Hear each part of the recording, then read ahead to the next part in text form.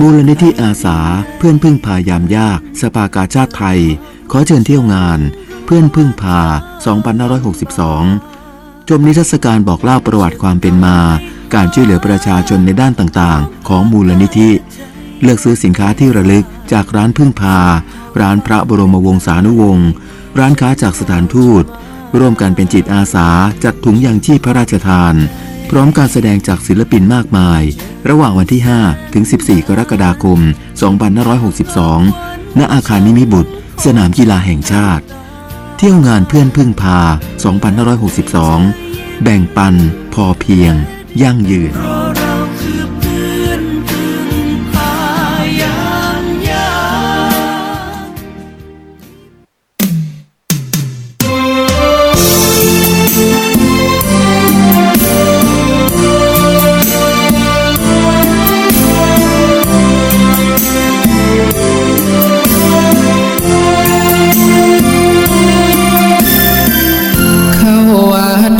พระชำระจิตใจ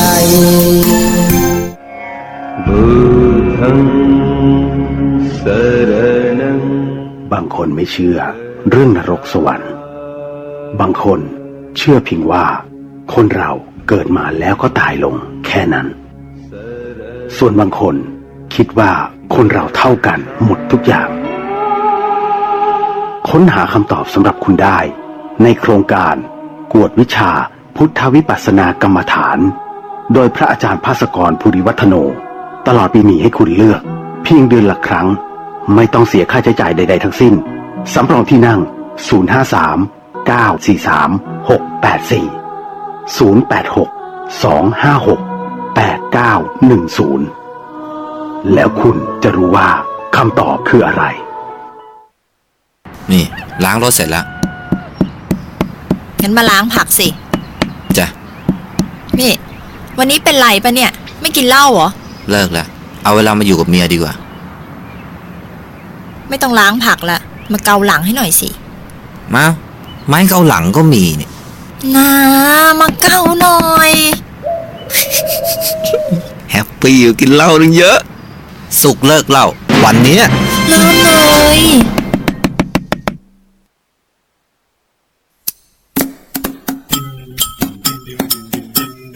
บ้านเบอร์เรอเปิดไฟสะอาซาอาม่ายังบ่นแสบตาว่าคนหายไปไหนดูพี่แว่นนั่นสิครับเปิดน้ำทิ้งกันเข้าไปอยากถามว่าทำไมบ้านพี่มีเกิดเรื่องไงครับอย่างนี้ต้องหารสองเปิดทีวีทิ้งไว้แต่ไม่ชอบดูพี่ทำอย่างนี้กันหนูมันบาปรู้ไหมดูพี่อ้วนสิคะอาบน้ำยังมีกาใจเรียกลูกหลานมามากมายให้มาอยู่ใต้พุงอย่างนี้ต้องหารสองอย่างนี้ต้องหารสองญาติก็จะไปใจก็จะขาดญาติเห็นเปลืองกระดาษญาติเลยไม่อยากไปฟังเพลงนี้จบแล้วไม่รู้จะช่วยยังไงรวมพลังร่วมใจคิดก่อนใช้ทุกทีอย่างนี้ต้องหารสองอย่างนี้ต้องหารสอง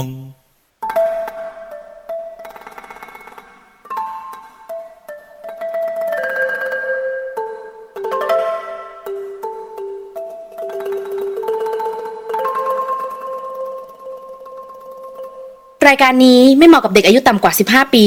และตุ๊กแต๋วที่แฝงตัวมาหากินในพระศาสนาผู้ปกครองหรือพระผู้ใหญ่ควรพิจารณาในการรับฟัง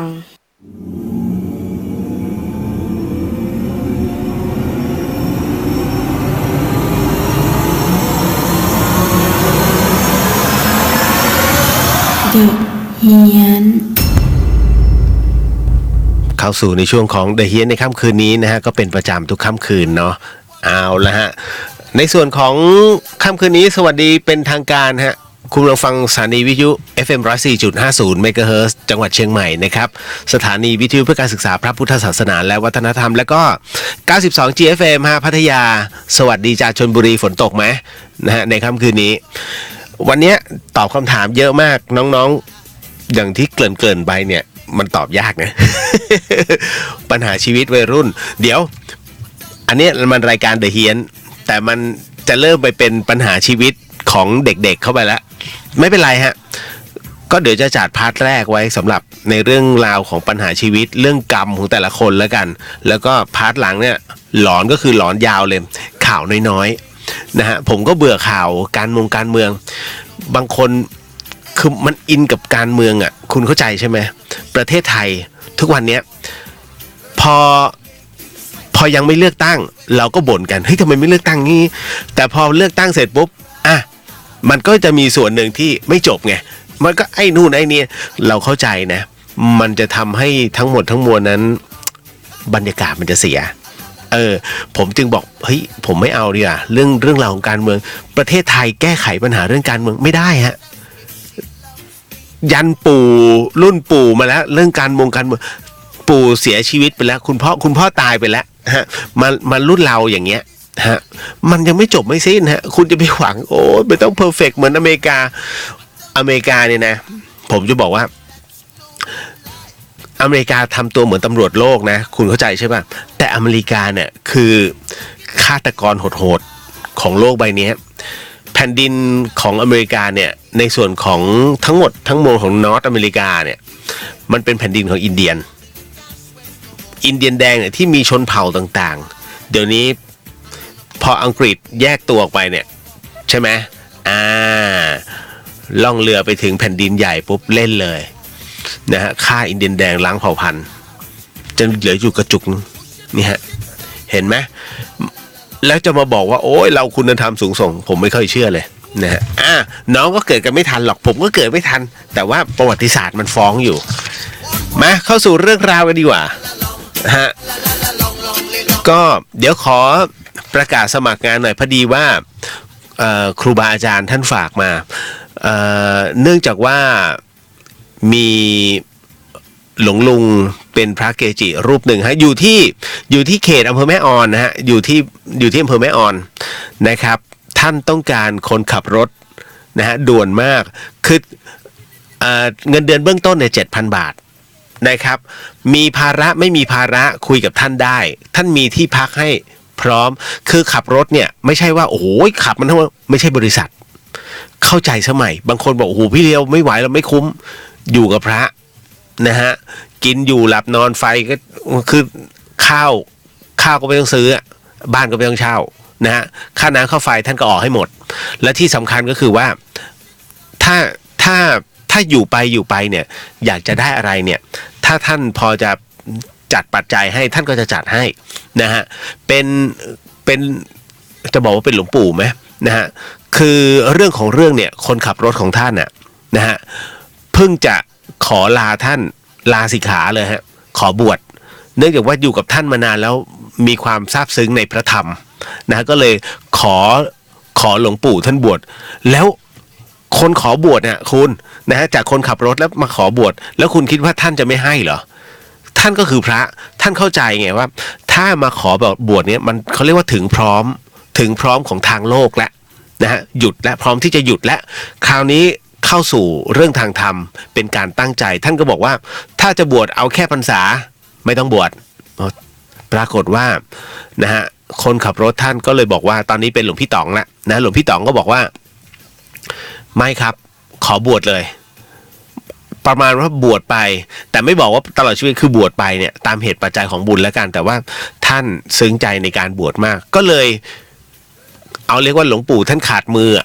ในการขับรถท่านก็โยมมันก็จะถามว่าเดือดร้อนไหมมันก็มันก็เดือดร้อนแหละนะแต่ว่ายังไงล่ะจะมาขัดในเรื่องของคนที่เขาอยากจะเข้ามาในพระพุทธศาสนาเนี่ยคนมีคุณภาพเราจะไปขัดทำไมท่านพูดถูกฮะผมก็เลยบอกไม่เป็นไรครับงั้นเดี๋ยวผมจะเป็นปากเสียงให้แล้วกันนะคือเบื้องต้นเนี่ยอยู่ๆบอกโอ้โหจะเอาเป็นเงินเดือน12,000นี่ทำงานกับวัดนะฮะทุกอย่างเนี่ยเบื้องต้นเนี่ย7,000ถือว่าเยอะมากนะแต่ถ้าอยู่ไปตกลงกับท่านก่อนนะฮะแล้วการขับรถเนี่ยขับเฉพาะโดนนิมนต์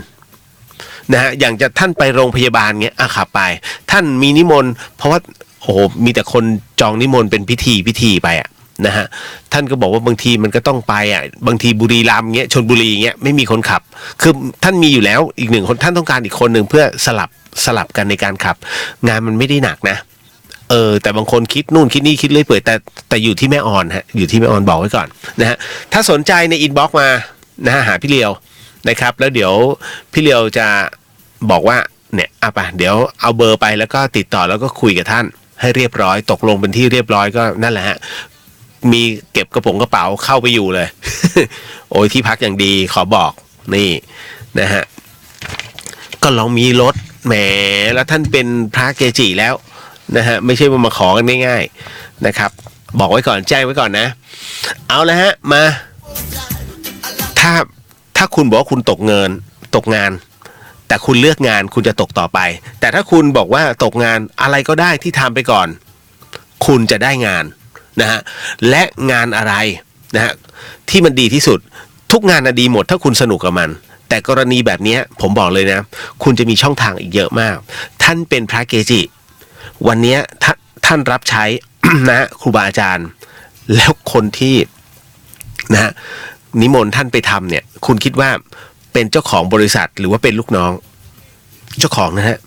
ไม่ใช่เจ้าของธรรมดาเป็นเจ้าของโรงงานใหญ่ๆเพราะฉะนั้นคุณเนี่ยสามารถเก็บประสบการณ์ตรงนี้ดูโรงงานนี้เขาผลิตอันนี้นะโรงงานนั้นผลิตนะโอเคพี่ครับขอเบอร์ไว้หน่อยฮะเดี๋ยวถ้าเผื่อโอกาสหน้าผมมีทุนส่วนตัวผมอยากจะขอดิวเนี่ยอะไรอย่างนี้เป็นต้นรู้จักฉลาดในการติดต่อผมอะเวลาช่วยงานของหลวงพี่ภัสกรเนี่ยผมก็จะประมาณนี้เหมือนกันก็คือจะดูว่าญาติธรรมแต่ละท่านเนี่ยประมาณไหนกำลังเป็นไงทุกข์มากแค่ไหนนะฮะเราจะไม่ไปขัดอะไรมากมายเพียงว่าพี่คนนี้เขาประมาณนี้แล้วพอถึงโอกาสเนี่ยผมก็เลยบอกว่าคุณพี่ครับเดี๋ยวปลายปีเนี่ยผมมีบริจาคของถ้ายังไงถ้าอยากจะร่วมบุญกันไม่ต้องเยอะเอาพี่สบายใจนั่นแหละก็ร่วมบุญมาก็ได้เขาก็จะให้แบบเนี่ยมาที่นี่มาแจ้งพี่มานะเดี๋ยวพี่จะส่งไอ้นู่นนี่มาให้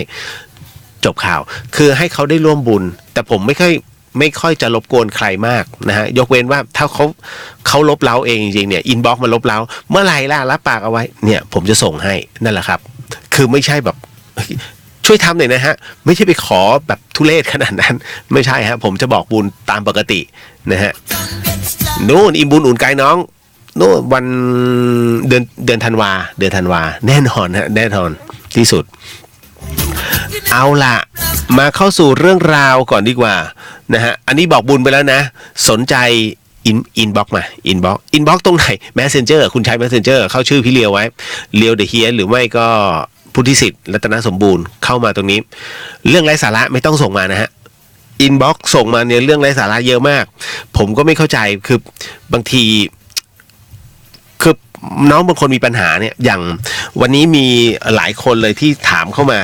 นะฮะเรื่องราวชีวิตที่เขามีปัญหาเขาก็ส่งมาบางคนส่งเรื่องไร้สาระซึ่งผมก็ดูรู้ว่าแค่อยากคุยผมเป็นคนที่ไม่ปิดกั้นตัวเองนะคุยได้ทุกคนนะฮะเพียงแต่ว่าบางครั้งเนี่ยอาจจะตอบหรือไม่ตอบเนี่ยมันเยอะมากเพราะ Messenger เวลามันส่งมันดีดตึ้งเป็นคุณรำคาญไหมแต่ผมเนี่ยรู้แล้วเข้าใจแล้วปัญหามาแล้วส่วนตัวก็มีแล้วก็ดูว่าสิ่งที่น้องส่งมามันมีเรื่องอะไรบ้างบางคนคอขาดบาดตายผมต้องคุยกับเขาก่อนนะฮะบางคนผมอาจจะลืมไปบ้างต้องขออภัยด้วยแล้วกันนะฮะณตรงนี้เดี๋ยววันนี้ยังมีเรื่องสิ่งที่บอกว่าเรื่องกรรมเรื่องเวรเรื่องกรรมเนี่ยนะฮะมันมีจริงเหรอผมก็ต้องตอบน้องเขาอะเรื่องราวแบบนี้นะครับบอกแล้วว่าเดอะเฮียนมันไม่ใช่รายการผีล้วนๆมันเป็นรายการธรรมะกึ่งผีกึ่งจิตวิญญาณแต่ถามว่ามีจริงไหมผมตายไปแล้วผมฟื้นขึ้นมาผมถึงได้บอกว่าผมกล้าพูดด้วยสิ่งที่ผมเจอจริงฮะแล้วถ้าผมบวชผมเป็นพระแล้วกล้าที่จะพูดไหมหลวงพี่คะผีมีจริงไหมคะผมก็จะพูดว่ามีจริงเพราะผมตายแล้วไงนะฮะคำว่าคือบางคนเนี่ยชอบสรุปพระอันนี้นี่อวดวิเศษเนี่ยคำว่าอวดวิเศษเนี่ยต้องบอกว่าถ้าท่านถึงกับปาราชิกเนี่ยนะฮะโทษฐานปาราชิกหมายถึงว่าความอวดความวิเศษที่ไม่มีในตัวตนคำว่าไม่มีในตัวตนหมายถึงว่าเราหายตัวได้นะพูดอย่างเงี้ยแต่ท่านทำไม่ได้ท่านหายตัวอย่างเงี้ยเขาเรียกปาราชิกแต่ถ้าท่านบอกว่าเนี่ยเมื่อคืนนี้ได้เจอกับพญานาคนะฮะก็ดูปุ๊บก็รู้แล้วล่ะว่าเขามาอย่างนั้นอย่างนี้เฮ้ยบางคนจะไปบอกว่าท่านอวดอุตริไม่ได้ เพราะเรื่องบางเรื่องคุณอาจจะไม่เห็นแต่ท่านที่กล้าพูดเพราะท่านรับรู้มันเขาเรียกว่าสัมผัสได้กล้าที่จะเทศในหมู่คนน้อยๆไม่ใช่ว่าโอ้โพธนาในกลุ่มคนใหญ่อย่าไปสรุปท่านแบบนั้นผมจึงตอนแรกเนี่ยผมปากเปราะมากไอจัดรายการแรกๆโอ้โหผมอ่านพระวินัยนี่2 รอบฟืดมันมีอะไรบ้างวะตึ๊ดเพราะผมเห็นพระท่านทำผิดเยอะๆนะแล้วมันรู้สึกรำคาญใจก็อ่านแต่พระวินัยนี่สุดท้ายเนี่ยมาจนด้วยตัวเองเพราะว่าอย่าไปกล่าวอ้างแบบนั้นต้องให้คือต้องดูว่าท่านอ่ะมีความพิเศษหรือวิเศษจริงๆหรือเปล่าบางรูปท่านมีแต่ท่านก็ไม่พูดนะฮะแต่บางรูปไม่มีแต่พูดเราก็รู้แล้วรูปนี้ไม่ใช่แล้วนะฮะแต่ไม่ต้องไปกล่าวโทษท่านไม่ต้องฮะเราไม่ได้มีหน้าที่ตรงนั้นตัวท่านคือการที่กล่าวโทษตัวเองเท่านั้นเองท่านจะรู้นะฮะเขาเรียกตาลยอดด้วนนะครับเอาละมาถึงตรงนี้โอ้น้องถามขึ้นมาใช่ไหมพิธีอกสีกรรมเดี๋ยวจัดไปแป๊บหนึ่งนะฮะตึ๊ดเดี๋ยวขออ่านก่อนยุ้ยบอกว่าพี่เลียวนั่งสมาธิทำให้คนที่ป่วยโรคจิตต่ำกว่าคนปกติดีขึ้นไหมคะคือการทำสมาธิหมายถึงว่าสมาธิคือความสงบนะฮะเราทำให้จิตมีความสงบเพื่อมีสติต้องใช้คำนี้ขอใช้คำพระแล้วกันฮะเพราะถ้ามีสติขึ้นมาเนี่ยเรื่องความคิดหรือว่าเรื่องระบบความคิดมันจะเริ่มจัดขึ้นมาเองทีละนิดฮะดังนั้นเนี่ยถามว่าจะเหมือนกับคนปกติไหมเขาเรียกว่าค่อยเป็นค่อยไปนะฮะค่อยเป็นค่อยไปแต่นั่นต้องอยู่ในการควบคุมแล้วก็ดูแลของคนที่เป็นจริงๆนะฮะคอยบอกกล่าวนะสมาธิเนี่ยจริงๆแล้วการเดินสมาธิรักษาได้เกือบทุกโรคนะฮะมันไม่ได้หายแต่เขาเรียกว่ามันระงับได้ครูบาอาจารย์หลายรูปนะฮะอย่างเช่นมีรูปหนึ่งแล้วกันที่ป่วยที่เป็นไส้ติ่งแตกหลวงปู่เดี๋ยวผมจำชื่อหลวงปู่ไม่ได้วัดสำนักปฏิบัติธรรมสำนักสัพพยาหลวงปู่ผมจำชื่อไม่ได้แล้วแต่ท่านมรณภาพไปแล้วนะฮะคือหลวงปู่รูปเนี้ยท่านเป็นเหมือนกับเป็นไส้ติ่งแล้วมันแตกแล้วปรากฏว่าท่านปิดเลยท่านปิดกุฏินะฮะแล้วก็สั่งคนใกล้ชิดไว้ว่าห้ามใครรบกวนแล้วหลวงปู่เข้าไปเนี่ย4 วัน4 คืนไม่มีการฉันอาหารทั้งสิ้นนะฮะคนที่ดูแลเนี่ยเอาข้าวไปถวายเนี่ยวางอยู่แค่ข้างหน้ากุฏินะฮะท่านไม่เปิดประตูผมก็ไม่มั่นใจว่าท่านปัสสาวะอุจจาระยังไงแต่พี่ที่เขาดูแลเนี่ยหลวงพ่อท่านก็บอกว่าอย่างนี้ฮะท่านจะเป็นเงี้ยถ้าท่านป่วยท่านจะไม่หาหมอท่านจะเก็บตัวแล้วก็เข้าสมาธิคุณตอนแรกท่านไส้ติ่งแตกนะถ้าทางการแพทย์เนี่ยติดเชื้อแน่ๆตายแน่ๆแต่ปรากฏไม่ใช่4 วันผ่านไปท่านเปิดประตูออกมาก็เดินมาเหมือนเดิมฮะแล้วปรากฏว่าโยมที่มาเฝ้านะฮะก็เป็นในแพทย์ประจำจังหวัดเพชรบูรณ์ก็เลยขอนิมนต์ท่านไปตรวจเอ็กซเรย์ปรากฏว่าไอ้ไส้ติ่งที่มันแตกมันกลับสมานเป็นลำไส้เหมือนเดิมตกใจมากงงมากนะแล้วหมอลองกดที่ท้องไม่เจ็บฮะไม่มีอาการอะไรเลยฮะนะฮะถึงกับงงท่านก็เลยบอกว่าท่านอย่าไปบอกใครนะท่านก็เดินสมาธิอยู่นั่นแหละแต่ไม่ให้ใครรบกวน4 วัน 4 คืนนั่นนะฮะคุณนะครับอยากเป็นคนที่เธอรักหมดหัวใจเฮ้หวัดดีครับดีเจเลียวหวัดดีครับนะฮะอันนี้ทั้งที่ผิดก็ยังรักแม่ของขึ้นราคาแต่ค่าแรงเท่าเดิม แหมเขาเป็นอย่างนี้อยู่แล้วประเทศไทยนะฮะในทุนเขาจะจ้องจับแล้วในทุนเนี่ยจะรู้เสมอว่าเมื่อไหร่ค่าเงินจะขึ้นตลาดหุ้นจะขึ้นหรือเขาจะรีบช้อนซื้อก่อนเราเนี่ยจะเป็นแค่ฝุ่นฮะที่จะรู้ท้ายๆนะฮะยุ้ยบอกเสียงเปลี่ยนอากาศเปลี่ยนดูแลสุขภาพด้วยนะคะขอบคุณครับนะฮะก็มันเหนื่อยพอดีผมเพิ่งไปงานบวชนี่แหละท่านต๋องเพิ่งเป็นคนกลายเป็นคนขับรถตู้อดีตคนขับรถตู้ของครูบาอาจารย์ไปแล้วนะครับไปที่วัดสหกรณ์2วันนี้ก็คือถ้ำเมืองออนนะวัดถ้ำเมืองออนเพิ่งจะเสร็จวันนี้ฮะก็โมทนาบุญผมไม่ได้โพสต์นะฮะคุณจิตรพัฒน์สวัสดีครับพี่เลียวสวัสดีครับ ฮะคุณชิวนนท์ดอนสวัสดีครับพี่เลียวสวัสดีครับน้องแอนสวัสดีเจ้าไอ้เลียวนะครับคุณอ้าวจ๋าเป็นไงมั่งกลับมาหรือยังจ๊ะนะอัญญาพิมลนะฮะโอ้โหไอ้ขวัญเพื่อนผมประเด็นน่าสนใจ ฮะนะวันเนี้ยมันน่าสนใจจริงๆอ่ะผมยังตอบลำบากเลยเดี๋ยวแต่ว่าจะตอบฮะคุณกฤษณคุณอ่านว่าอะไรคริสเหรอฮะใช่ไหมสวัสดีครับพี่เลียวฮะไม่ใช่เนียวถ้าเนียวเนี่ยมันอันนั้นน่าจะเป็นโกเนียวมากกว่านะฮะอยากเป็นคนไม่ได้มาฟังนานแล้วครับพี่สวัสดีครับนะยินดีฮะยุ้ยบอกว่าพี่เลียวพิธีโหสิกรรมเด็กไปได้ไหมคะไปได้ครับนะฮะไปได้ครับนะฮะไม่มีปัญหาน้องนุชน้องบอกว่าอยากฟังเรื่องตายแล้วฟื้นของคุณค่ะอุยตาย นะคือถ้าผมเล่านะมันจะกลายเป็นเรื่องซ้ำๆซึ่งน้องๆแต่ละคนเนี่ยเขา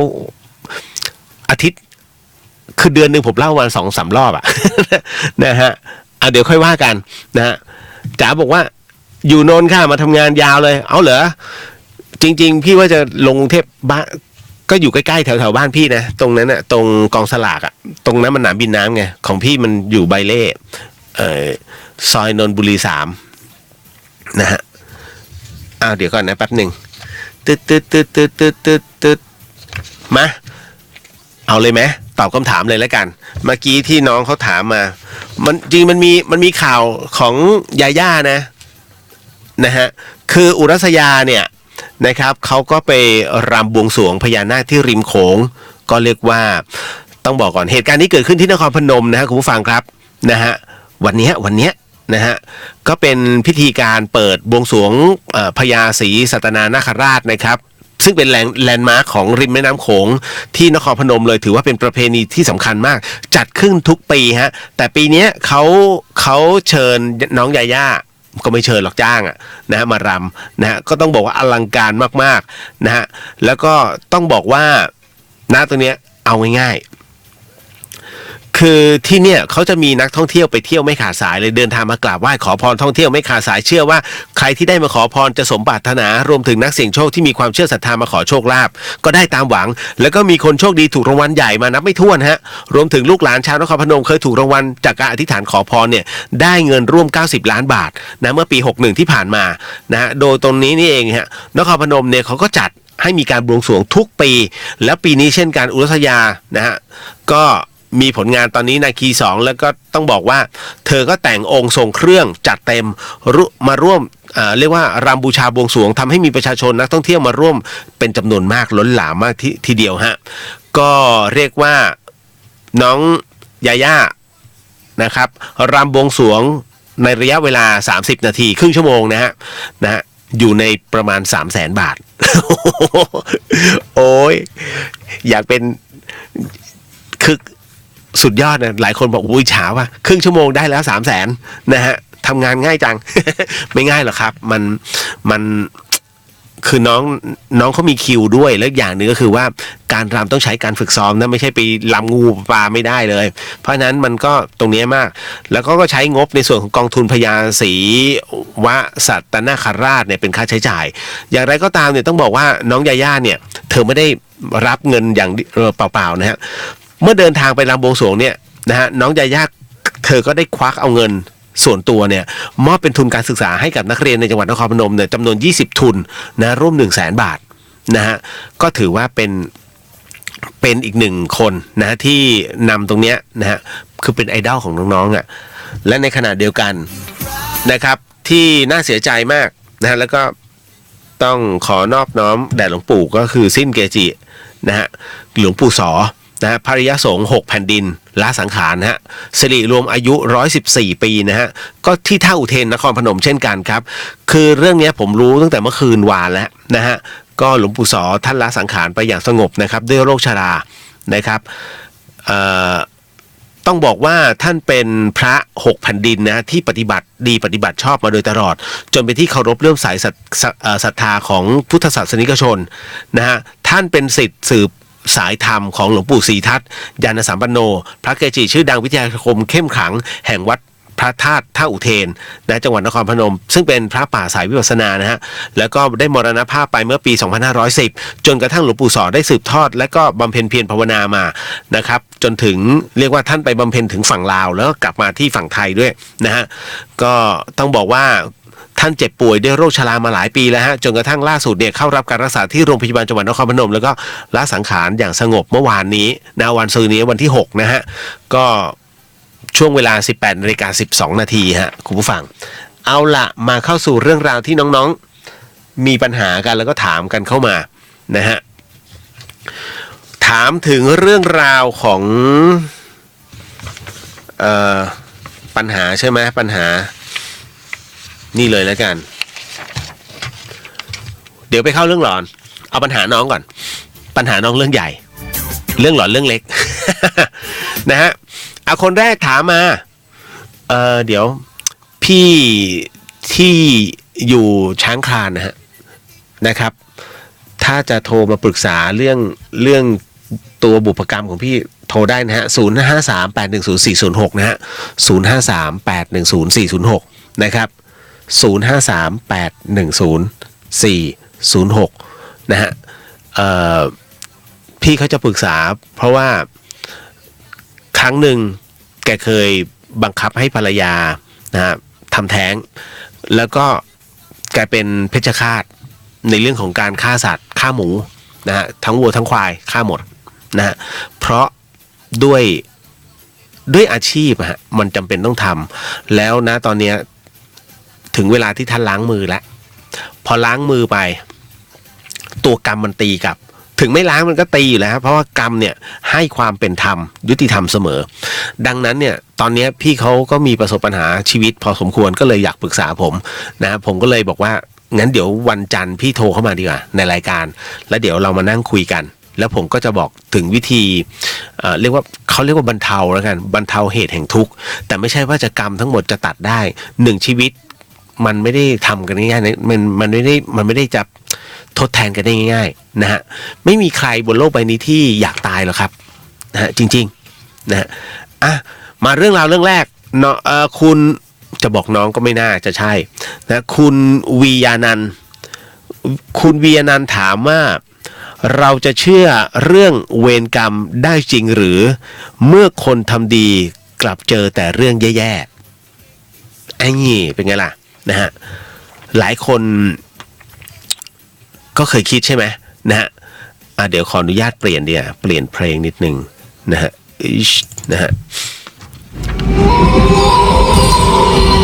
คุณวียานันท์บอกว่าเราจะเชื่อเรื่องเวรกรรมได้จริงหรือเมื่อคนทำดีกลับเจอแต่เรื่องแย่ๆทั้งหมดทั้งมวลเนี่ยผมไม่ได้ตอบที่เขาถามมานะแต่ผมบอกว่าขออนุญาตเอามาตอบในรายการเพื่อเป็นวิทยาทานให้กับหลายๆท่านด้วยนะฮะสิ่งที่ผมตอบไปนะครับให้ใช้หลักนะฮะเรียกว่ากาลามสูตรถ้าคิดว่ามันเป็นเรื่องที่ดีก็เชื่อแต่ถ้าคิดว่ามันค้านในใจไม่จำเป็นต้องเชื่อถือว่าเป็นอีกหนึ่งทัศนะในการแลกเปลี่ยนนะฮะผมไม่ใช่ผู้วิเศษผมไม่ใช่เป็นกูรูผู้รู้ในเรื่องราวทั้งหมดทั้งมวลถ้าผมเป็นกูรูผู้รู้นะโอ้ป่านนี้ไม่มานั่งตรงนี้แล้วผมบวชแล้วนะฮะไม่ต้องมานั่งถามครูบาอาจารย์หรอกพระอาจารย์ครับตรงนี้เป็นยังไงครับตรงนี้ผมเป็นยังไงดีฮะแล้วก็มีน้องเป็นอย่างนี้นะฮะผมไม่ต้องถามท่านละผมบวชเลยดีกว่านะฮะเรื่องแรกนะฮะบอกว่าเราจะเชื่อเรื่องเวรกรรมได้จริงหรือเมื่อคนทำดีกลับเจอแต่เรื่องแย่ๆผมจะบอกว่าเรื่องทำดีไม่ได้ดีนะฮะทำชั่วได้ดีมีถมไปทำดีได้ดีมีที่ไหนหลายคนมักจะใช้คำนี้ซึ่งผิดนะฮะพระพุทธองค์บอกเลยฮะว่าทำดีได้ดีทำชั่วได้ชั่วแล้วมันเกิดขึ้นได้ยังไงและแท้ที่สุดแล้วที่น้องบอกอ่ะและเราจะเชื่อเรื่องเวรกรรมไงในเมื่อคนทำดีกลับเจอแต่เรื่องแย่ๆผมจะบอกว่าสิ่งที่คุณทำดีความดีคือทานฮะความดีคือทานคือความสบายใจความดีคือตัวบุญที่มันเป็นทศนิยมเอาไว้ไม่ใช่ว่าทำปุ๊บแล้วโอ้ยมันต้องส่งผลทันทีไม่ฮะเมื่อคุณทำดีมันจะดึงเอาตัวเลวอ่ะที่คุณเคยทำเนี่ยขึ้นมาทุกครั้งที่คุณทำดีตัวเลวจะขึ้นมา ทุกครั้งที่คุณทำดีตัวเลวจะขึ้นมาวันนี้ตัวเลวของคุณมีอยู่ในตัวตนเนี่ยสมมุตินะมันเข้าคิวอยู่ที่50คิวตัวเลวคุณเพิ่งจะเริ่มทำดีได้ประมาณแค่สัก15คิวผมเปรียบเทียบงี้เลยแต่พอคุณทำดีเสร็จปุ๊บจาก15มันจะเป็น16คิวถูกไหมทำดีแต่เฮ้ยทำไมมันไม่ส่งผลสักทีวะยิ่งแย่ก็เพราะว่าอีความชั่วคิวที่50เนี่ยมันมาทบให้พอมาทบไอ้ความชั่วที่เคยเข้าคิวเนี่ยมันก็ลดหลั่นลงไป50 49 48 47 46จนกระทั่งวันหนึ่งฮะคิวความชั่วความดีเสมอตนพอมาเสมอตนปุ๊บเขาเรียกว่าพลังความดีจะมีอำนาจมากกว่าทุกอย่างจะเกิดขึ้นจากการเกื้อหนุนของบุญและเมื่อคุณขยันทำดีปุ๊บปรากฏว่าคราวนี้ดีมากกว่าชั่วความชั่วคุณติดลบทันทีฮะมันจะหายไปคราวนี้ความดีจะส่งผลสังเกตไหมว่าหลายคนเคยชั่วแต่ทำไมอนาคตเฮ้ยทำไมมึงดีจังชีวิตมึงรุ่งโรจน์เพราะเขาทำดีไปด้วยแต่ชั่วเนี่ยเห็นชัดกว่าแต่บังเอิญว่าทำดีแต่ถูกที่ถูกทางเท่านั้นแหละบุญนั้นอันนี้ส่งผลบุญจริงเขาเรียกว่าอย่างเช่นคุณสมมุติบังเอิญคุณขับรถไปชนหมาเสียชีวิตนะครับไม่รู้ตั้งใจไม่ตั้งใจแต่เสียชีวิตไปแล้วไม่ตั้งใจเขาเรียกว่าการกระทำเนี่ยมันไม่สมในเรื่องของบาปเพราะว่ามันไม่มีเจตนาแต่ชีวิตสูญเสียไปแล้วความอาฆาตยังมีอยู่บังเอิญว่าคุณสำนึกผิด1ชีวิตผ่านไปแต่เอาของไปถวายพระสุปฏิปันโนผมเรียกง่ายๆพระอรหันต์ผมไม่ได้ฟันธงนะเดี๋ยวจะบอกว่าพี่เรียมมึงฟันธงได้ไงมีพระพุทธเจ้าถูกไงแต่ฉันเนี่ยอุปมาพระสุปฏิปันโนเป็นพระอรหันต์สำหรับพี่เพราะฉะนั้นเอาของไปถวายปุ๊บปรากฏว่าทุกคนมีค่าตัวพระท่านก็มีค่าบุญค่าตัวแห่งการบำเพ็ญเพียรฮะในเมื่อเราเอาของไปถวายพระสุปฏิปันโนเสร็จปุ๊บบุญที่ได้เนี่ยมันจึงมีค่าอัปปมาโนผมไม่ได้เต้าขึ้นมาอันนี้มีในการเขาเรียกในบันทึกของพระไตรปิฎกบุญนั้นมีค่าเป็นอัปปมาโนดังนั้นเนี่ย1ชีวิตที่สูญเสียไปเราทำบุญนะตรงนี้กับพระอรหันต์มูลค่าตรงเนี้ยตัวผู้เขาเรียกว่าตัวหมาที่เสียชีวิตไปเนี่ยมันกลับกลายเป็นว่านี่คือวาระของเขาแม้เราจะเป็นตัวกรรมที่ไปกระทำกับเขานะฮะแต่เมื่อทำบุญนะตรงนี้เสร็จปุ๊บอุทิศส่วนกุศลให้มันเสร็จปุ๊บเนี่ยด้วยเราที่สำนึกผิดไปด้วยนะฮะเขาเรียกตัวบาปนี้เนี่ยมันแทบจะลบล้างกันไปแต่มันไม่หมดหรอกฮะมันยังมีอยู่ดังนั้นเช่นเดียวกันว่าทำไมทำดีแต่ยังเจอเรื่องแย่เพราะว่าไอ้เรื่องแย่เรื่องชั่วในอดีตมันมาทบให้เขาเรียกว่าใช้ให้หมดรีบใช้ซะนะฮะแล้วคราวนี้มันจะมีแต่เรื่องดีคือดีนี่แหละฮะนะครับเพราะฉะนั้นเรื่องเวรกรรมเป็นความยุติธรรมเสมอนะครับเหมือนผมอะไม่รู้ฟังอยู่ป่ะเนี่ยเมย์นะฮะทั้งชีวิตสมัยเด็กๆตอนน้ำท่วมกรุงเทพนะฮะผมก็เล่าแล้วเจ้าตัวก็มานั่งเล่านะฮะไอ้คอกอะรู้จักแค่ไอ้คอกก็คือลูกปลาช่อนตัวเล็กๆมันก็ว่ายอยู่ไอ้นี่ก็ทำเป็นเขาเรียกทำเป็นกับดักไอ้คอกแล้วก็เอาลูกไอ้คอกก็คือลูกปลาช่อนเนี่ยเอาขึ้นมาเอามาขูดเกล็ดแล้วก็ปล่อยเอามาขูดเกล็ดแล้วก็ปล่อยทุกตัวมันก็นอนตายฮะนะด้วยความทรมานสุดท้ายนะปัจจุบันนี้เพื่อนผมเป็นโรคสะเก็ดเงินขึ้นทั้งตัวอารมณ์เดียวกับเคยขอดเกล็ดปลาไว้เลยฮะเขาก็พูดเองเลยว่าเนี่ยกรรมของกูมันตามมาแล้วตามทันเลยนะฮะไม่ต้องไปอะไรมากมายอารมณ์คล้ายๆกับคุณวินัยไกลบุตรนะวันนี้เลยผมถึงได้มองคุณวินัยว่าโอ้โหไม่ต่างกับเพื่อนผมเลย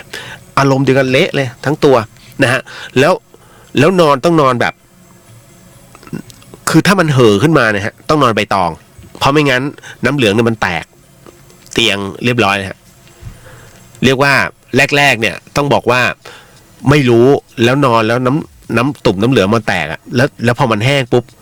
ตัวเนี่ยฮะติดเตียงเลยลุกไม่ได้เพราะถ้าลุกปุ๊บหนังมันติดผ้าปูที่นอนโอ้โหทรมานมากตั้งแต่นั้นเข็ดเลยต้องใช้ใบตองปูแล้วค่อยๆแกะตอนนี้ดีขึ้นเยอะฮะเพราะว่าเขาหมั่นทำบุญอยู่เรื่อยๆแล้วบุญมันส่งผลจริงๆนะชีวิตครอบครัวเขาดีขึ้นจากมือที่ เคยจับปากกาได้คุณสั่นแต่แบบเดี๋ยวนี้ทุกอย่างโอเคหมดเพราะเขาค่อยๆขยับอานิสงส์ผลบุญทำมาตลอดคือ หนึ่งชีวิตที่มันสูญเสียไปใช้เวลาเป็นปีนะฮะกว่าจะชดใช้ได้ตอนนี้แผลสะเก็ดเงินหายนะฮะแต่ไม่ได้หายขาดมันยังขึ้นอยู่นะเป็นบางช่วงบางตอนแต่เขาต้องรีบรักษานะฮะเพราะฉะนั้นเนี่ยตัวกรรมไม่ได้หายไปซะทีเดียวแต่ทำให้ชีวิตดีขึ้นเนื่องจากอานิสงส์ผลบุญมาห่อไว้นี่แหละฮะผมถึงได้บอกว่าเชื่อเถอะนะครับในกรณีแบบนี้นะฮะอย่าไปเอาไอ้คำที่มาพูดนะทำดีได้ดีมีที่ไหนทำชั่วได้ดีมีถมไปไม่ต้องมาฟังคำนี้เป็นคำที่แบบบั่นทอนศาสนามากนะฮะต่อมาหนึ่งเรื่องราวคุณพันวานิชนะฮะคุณพันวานิชถามว่าทำไมชีวิตนี่ตามหัวข้อเลยฮะทำไมเดี๋ยวนะฮะทำไมชีวิตเจอแต่คนเจ้าชู้รู้อยู่แล้วว่าเขามีคู่ควรทำอย่างไรเดี๋ยวแป๊บหนึ่งขออนุญาตถามเดี๋ยวขอดูหัวข้อน้องหน่อยหวัดดีจ้าใช้ฉายาธรรมะดีนะหวัดดีครับพี่เลียวหวัดดีครับผมนะฮะคุณณัฐนันท์บอกว่าคนทำบุญด้วยกันทุกที่มีชื่อด้วยแต่ใส่เงินคนเดียวคนที่ไม่ใส่เงินแต่ไปด้วยเขาจะได้บุญไหมได้ครับแต่ได้ไม่เท่ากันนะฮะเขาเรียกว่าผลกระทบโลกไม่เหมือนกันนะอย่างกรณีที่คนทำบุญนะฮะไม่ประสงค์ออกนามแต่ประสงค์ออกตังค์ส่วนผมประสงค์ออกนามแต่ไม่ประสงค์ออกตังค์ บางนะเข้าใจใช่ไหมฮะบางคนประสงค์ออกตังค์แต่ไม่ประสงค์ออกนามแต่เราประสงค์ออกนามไม่ประสงค์ออกตังค์นะฮะเพราะฉะนั้นถามว่าได้บุญไหมได้บุญทั้งคู่ฮะทำไมถึงได้บุญแบบนั้นก็เพราะว่าคนที่ประสงค์ออกเงินนะฮะหรือเอ่ยนามไปแล้วก็ใส่เงินไปหรือไม่เอ่ยนามแต่ใส่เงินไปคนนี้ได้บุญเพราะว่าอานิสงส์ของผลกระทบโลกกับคนที่ทำบุญแบบลมๆอย่างเงี้ยอย่างผมเนี่ยนะฮะบอกนายพุทธิสิทธิ์ดีเจเลียวนะฮะประสงค์ออกชื่อแต่ไม่ได้ใส่เลยไม่ได้ใส่ซองเลยถามว่าร่วมบุญไหมร่วมบุญนะฮะได้ในการโมทนาไงฮะแต่ผลกระทบโลกไม่มีแต่คนที่นำปัจจัยใส่ซองเนี่ยมันมีผลกระทบโลกหมายถึงว่าท่านเอาปัจจัยตัวนี้ไปทำนุบำรุงพระพุทธศาสนาหรือเอาไปใช้จ่ายในส่วนของความเป็นส่วนรวมหรืองานพระศาสนาก็ได้นะฮะเพราะฉะนั้นผลกระทบโลกก็คือวัตถุที่ได้มาหรือสิ่งที่ได้มากับวัดคุณได้เต็มแต่คนที่ไม่ได้ออกเงินไม่ได้ฮะนะฮะเก็ตนะครับเอาล่ะผมตอบทุกคำถามตอบเร็วด้วย นะตอบไม่คิดถ้าตอบคิดเขาเรียกเตรียม นะฮะคุณลันสวัสดีครับนะฮะเจสวัสดีครับพี่เลียวสวัสดีฮะวันนี้เข้ามาได้โอ้โหคิดถึงหายหน้าหายตาไปเลยนะฮะคุณสุรศักดิ์ FC DJ จีจ้าเสมอครับโอ้ไปคุยกันเองจีจ้าบุญกับงานนะครับมาเข้าถึงของคุณพันวานิชนะฮะถามว่าทำไมชีวิตเจอแต่คนเจ้าชู้นะฮะแล้วรู้ว่าเขามีคู่ควรจะทำยังไงแยกเป็น2ประเด็นนะฮะทำไมชีวิตจริงมีแต่คนเจ้าชู้ถ้าย้อนกลับไปผมพูดเล่นๆนะถ้าพูดถึงในอดีตชาติเนี่ยนะฮะมันเป็นเรื่องเกี่ยวข้องกับการที่เขาเรียกว่าเสเพล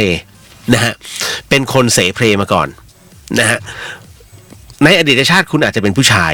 นะฮะรักเยอะนะมีรักเยอะแต่ถ้าอดีตชาติคุณเป็นผู้หญิงก็อาจจะถูกใจเยอะนะคนนู้นก็หล่อคนนี้ก็ดีนะฮะแล้วมันกลายเป็นเขาเรียกว่าตัวสะสมนี่แหละฮะแล้วพอมานะตัวนี้พอรักเยอะชอบเยอะแล้วก็หักอกคนเยอะชาตินี้กลับมาเจอเหมือนกันฮะมันมาทบนะตรงนี้ทำให้เจอแต่คนเจ้าชู้แน่นอนที่สุดเราครั้งหนึ่งเนี่ยเคยชอบเขาไว้แล้วก็ไปหักอกเขามันโดนอยู่แล้วฮะคุณผู้ฟังเรื่องกรรมเนี่ยมันเป็นเรื่องที่ถามว่าอธิบายได้ไหมมันมาในหลายรูปแบบฮะกรณีนี้ทำไมเจอแต่คนเจ้าชู้เนี่ยมันต้องบอกก่อนว่า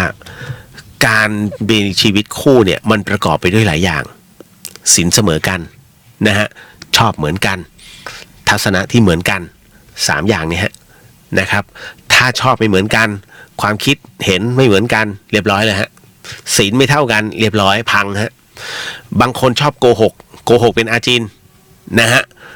กับอีกคนนึงอยู่ด้วยความแบบซื่อๆเจอมันโกหกทุกวันท้ายที่สุดแล้ววันหนึ่งมาจับได้อ้าวนี่โกหกเหรอแล้วคุณคิดว่าจะรักกันต่อได้ไหมฮะก็โกหกมาตลอดนะฮะเพราะฉะนั้นเนี่ยถึงได้บอกว่าสิ่งหนึ่งสิ่งใดที่มันผิดไปต้องพูดเลยนะฮะถ้าไม่พูดแล้วเก็บเอาไว้เนี่ยยังไงก็ขาดผึงชีวิตคู่หายไปกรณีที่เจอแต่คนเจ้าชู้นั้นบอกได้เลยฮะว่าเรื่องบางเรื่องพูดไม่ได้นะฮะโอ้เจออีกแล้วคนนู้นคนนี้คนทุกคนเป็นคนขี้เบื่อแน่นอนที่สุดเขาเรียกว่าถ้าเรายังทำตัวเหมือนเดิมเบสิกเหมือนเดิมเลยคุณจะเป็นคนที่น่าเบื่อแรกๆดูมีเสน่ห์ฮะแต่เมื่อได้คบกันไป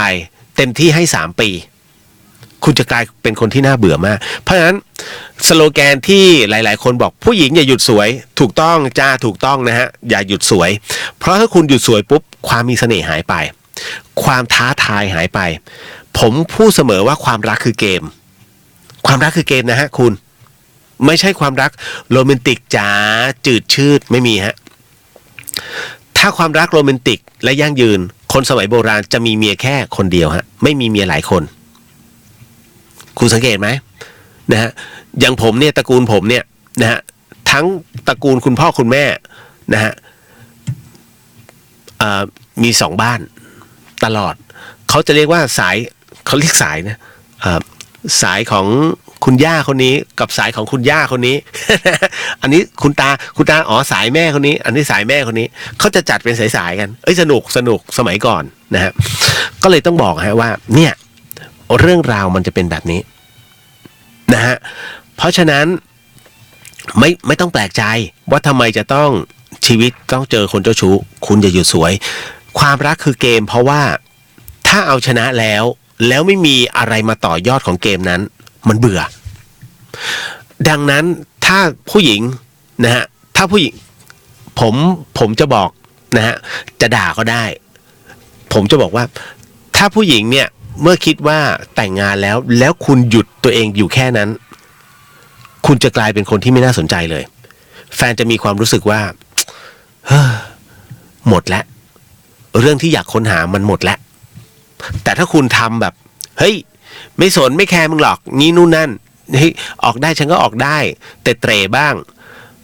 ผู้ชายจะอยู่นิ่งๆฮะสยบเลยนะฮะแล้วก็ประมาณว่าแต่คุณต้องดูแลตัวเองตลอดนะฮะแล้วต้องมีอะไรมาทำให้เป็นกิจกรรมร่วมกันนะไปเที่ยวไปที่นู่นไปที่นี่ดูเฮ้ยหาเรื่องแปลกใหม่เข้ามานี่ฮะความรักจะยืนยาวอย่านอนร่วมห้องเดียวกันบอกเลยถ้าอยากยืนยาวนะไม่ทะเลาะกันนะเพราะอะไรมันเบื่อเคล็ดลับอันเนี้ยผมได้จากเจ้าสัวแล้วก็พวกในห้างทั้งหลายที่มีภรรยาแค่คนเดียวแต่ลูกเนี่ยเยอะมากและมีการบริหารที่ดีมากเพราะว่าเขาแยกห้องกันอยู่ผมถามว่าทำไมคุณดูเดี่ยวของอุดมอ่ะเดี่ยวล่าสุดเนี่ยที่เขาออกอ่ะแยกห้องกันอยู่เป็นความคิดที่ถูกต้องนะฮะแล้วเรื่องนี้ผมพูดมานานมากพูดหลายปีแล้วต้องแยกห้องกันเพราะทุกคนย่อมมีความลับคุณไม่ต้องไปสนใจคนนู้นมันมีความลับคุณไม่ต้องสนใจเพราะท้ายที่สุดแล้วเนี่ยมันจะเป็นเรื่องที่น่าค้นหาซึ่งกันและกันคุณจะรักกันมากเพราะว่าอาณาเขตมันถูกแยกออกเขาเรียกว่ามันมีระยะห่างกันแล้วความรักคุณจะยืนยาวกรณีแบบนี้นะแต่ถ้าคุณเจอกรณีคนเจ้าชู้ซึ่งเป็นแฟนคุณอันนี้พูดยากฮะมันเป็นเรื่องสันดานเขา ผมไม่ให้คำว่านิสัยเพราะผมเองก็มีสันดานแบบนั้นผู้ชายเนี่ยโอ้โห99%เจ้าชู้หมดไม่มีหรอกครับที่มันไม่เจ้าชู้มาเหอะเดินสวนมาเหอะสิ่งแรกที่มองอยู่แล้วนะฮะไอคนข้างๆอ่ะเห็นทุกวันไอคนที่กำลังเดินสวนมาเนี่ยเพิ่งจะเห็นมันเนี่ยมันก็ต้องมองก่อนถูกไหมเป็นปกติเฮ้ยผมพูดตรงๆ นะฮะคุณอย่าไปหยิกหรือว่าไปโทษคนข้างๆไม่มีใครเขาแบบว่าโอ้ฉันรักเธอไม่มีเนี่ย ต่อมารู้แล้วรู้ว่าเขามีคู่เนี่ยควรทำยังไงคุณวางตัวนิ่งๆฮะคุณวางเฉยเลยนะฮะคือจำไว้อย่างหนึ่งถ้าคุณมีระยะกับเขาคุณจะมีค่าแต่ถ้าคุณไม่วางระยะนะฮะคุณจะเป็นคนที่ไม่มีค่าเลยเป็นแค่เมาแค่วาบเดียวนะฮะเพราะฉะนั้นเนี่ยถ้ารู้ว่าเขามีคู่แล้วอยู่นิ่งๆจะถอยห่างไหมไม่ถอยแต่ถ้าจะให้เดินหน้าไหมไม่เดินอยู่ของคุณไปนะฮะแล้วให้เขารับรู้ว่าเรารู้แล้วนะว่าสิ่งที่คุณทำอยู่เนี่ยไม่ขอความชัดเจนมากน้อยแค่ไหนถ้าไม่ได้ความชัดเจนแล้วคุณมีความพอใจแค่หยุดระยะแค่นี้ก็อยู่แค่นี้ผมไม่ได้บอกว่าจะต้องเป็นอะไรกันนะไม่ฮะมันขึ้นอยู่กับความพอใจผมไปห้ามความรู้สึกคนไม่ได้คนมันรักอะคุณอย่าไปรักนะน้องอย่าเชื่อพี่ทำไมต้องเชื่อมึงถูกป่ะผมก็หน้าแหกผมถึงบอกผมไม่ได้ห้ามแต่ให้คุณทิ้งระยะเอาไว้ก่อนดีที่สุดนะฮะอะไรเนี่ยเมืองใหญ่บอกว่าผมเริ่มเบื่อแล้วเดี๋ยวผมไปทำสวยมั่งดีกว่าเผื่อจะมีเรื่องแปลกๆมั่งนะคะพี่เลียวไอ้บ้านะไอ้นี่ก็เกินเหตุนะฮะไม่เกี่ยวกันอันนี้ผู้หญิงกับผู้ชายไม่ผู้ชายกับผู้ชายนะฮะคืออย่างนี้ก็เลยต้องบอกก่อนนะฮะเก็ตนะฮะน้องที่รู้ว่าเขามีคู่อยู่แล้วนะฮะแต่ถ้าคุณจะต้องชิ่งออกมาก็เป็นสิทธิของน้องนะฮะแต่ปัจจุบันนี้ผมก็มั่นใจอยู่แล้วว่ามันยากนะครับเพราะว่าประชากรเพศชายมันเยอะมันน้อยกว่าผู้หญิงเยอะหลายเท่านะฮะบางคนบอกว่าขออยู่เป็นโสดดีกว่านะฮะเชื่อไหมผมก็ได้ยินเงี้ยแต่จริงๆก็มีแอบมาคุยคนนั้นคนไหนบอกอยากอยู่คนเดียวไง ไม่ได้หรอกมันเขาเรียกธรรมชาติมันเรียกร้องผมจะเชื่อก็ต่อเมื่อ50อัพไปแล้วผู้หญิง50อัพไปแล้วผมถึงจะเชื่อบ้าง เพราะว่าบางทีมันมีประเภทไปซื้อกินก็มีเราก็เข้าใจแต่กรณีตรงเนี้ยนะบอกว่าเลยว่าอย่าหยุดสวยและวางระยะตัวเองให้ดีฮะนะครับข้อสำคัญถ้าคุณมีศีลมีธรรมมันจะผลักคนไม่ดีออกไปเองฮะเพราะมันไม่เท่ากันและเป็นเรื่องจริงนะฮะถ้าศีลไม่เท่ากันเรียบร้อยกระเด็นเบงจริงๆต่อมาน้องแจงฮะบอกว่าพี่เลียวเป็นคนขี้ระแวงมากๆค่ะพี่นะฮะหนูจะทำอย่างไรให้มีความสุขได้น้องเป็นคนขี้ระแวงนะฮะผมจะบอกว่าความระแวงเกิดจากความไม่ไว้ใจนะฮะเพราะคุณมีความระมัดระวังและขี้ระแวงก็คือความระแวงเกิดจากความไม่ไว้ใจไม่ไว้ใจใครสักคนหนึ่งมันระแวงไปหมดระแวงมากบ้านะฮะแต่ถามว่าระมัดระวังไว้บ้างก็ดีแต่ไม่ใช่ว่าโอ้โหระแวงจนกระทั่งมองคนนั้นไม่ดีมองคนนี้ไม่ดีนะไม่ถูกเพราะฉะนั้นเรื่องตรงนี้ต้องพิจารณาเป็นเกณฑ์ไปนะฮะจงเชื่อมั่นในตนแต่อย่าไปดูถูกคนอื่นเชื่อมั่นจนไปดูถูกคนอื่นเป็นเรื่องผิดนะฮะระแวงได้นะครับแต่ไม่ใช่แบบเยอะเกินนะฮะมีสติทำไมต้องบอกว่าคำว่าสติเพราะตัวสติเนี่ยมันเป็นตัวที่เรียกปัญญาเกิดขึ้นนะฮะถ้าคุณไม่มีสติขาดสติปัญญาหายนะฮะคือความคิดคุณไม่มีเขาเรียกโง่นะทำไมคนขาดสติต้องถูกตบทันทีเพื่อเรียกสติก็ด้วยความเจ็บความตกใจสติจะกลับคืนมันก็จะประมาณนี้นะเก็ตนะฮะน้องแจงคุณอัญชลีเยอะนะเนี่ย โอ้แต่ละคนถามมาสวัสดีฮะคุณราชาวดีสวัสดีค่ะคุณเรียวสวัสดีครับคุณอัญชลีบอกว่าพี่เลียวเราจะรู้อย่างไรว่าคนไหนมีคุณธรรมมีความดีความชั่วทั้งที่เป็นคนทั่วๆไปโอ้ตอบยากนะไอ้น้องนี้นะฮะเข้าใจถามไหมพี่เลียวเราจะรู้อย่างไรว่าคนไหนมีคุณธรรมนะฮะมีความดีความชั่วตอบไม่ได้ฮะคนทุกคนเนี่ยมีคุณธรรมลึกๆอยู่ในใจคนทุกคนไม่ใช่เป็นคนชั่วมาแต่กำเนิดคุณเคยเห็นไหมเด็กทารกเกิดมาจากท้องแม่แล้วหยิบมีดมาเลยของหมอจิ้มนี่แน่นะฮะไปจิ้มแม่ครับไม่ได้มันไม่มีฮะเด็ก ออกมาเนี่ยมันเขาเรียกว่าแวดล้อมของสังคมที่เป็นตัวบีบคั้นเด็กหรือว่าสอนให้เด็กเป็นแบบนั้นหรือว่าทดลองเป็นแบบนั้นพอทดลองแล้วไม่มีใครปรามมันได้ใจคราวนี้มาแล้วมันเรื่องเป็นนิสัยเริ่มเสียพอนิสัยเริ่มเสียมันเกาะกินหัวใจกลายเป็นสันดานเสียนะฮะดังนั้นเนี่ยแต่จริงๆแล้วลึกๆทุกคนมีคุณธรรมฮะผมยกตัวอย่างแล้วกันเมื่อกี้ดูใช่ไหมกาสะลองกลิ่นกาสะลองนะฮะกลิ่นกาสะลองเนี่ยต้องบอกว่าคนทุกคนเนี่ยพยายามลุ้นมากให้คนพี่ซึ่งแบบยะเนิบๆนะกับคนน้องในบูล้างผ่านเนี่ย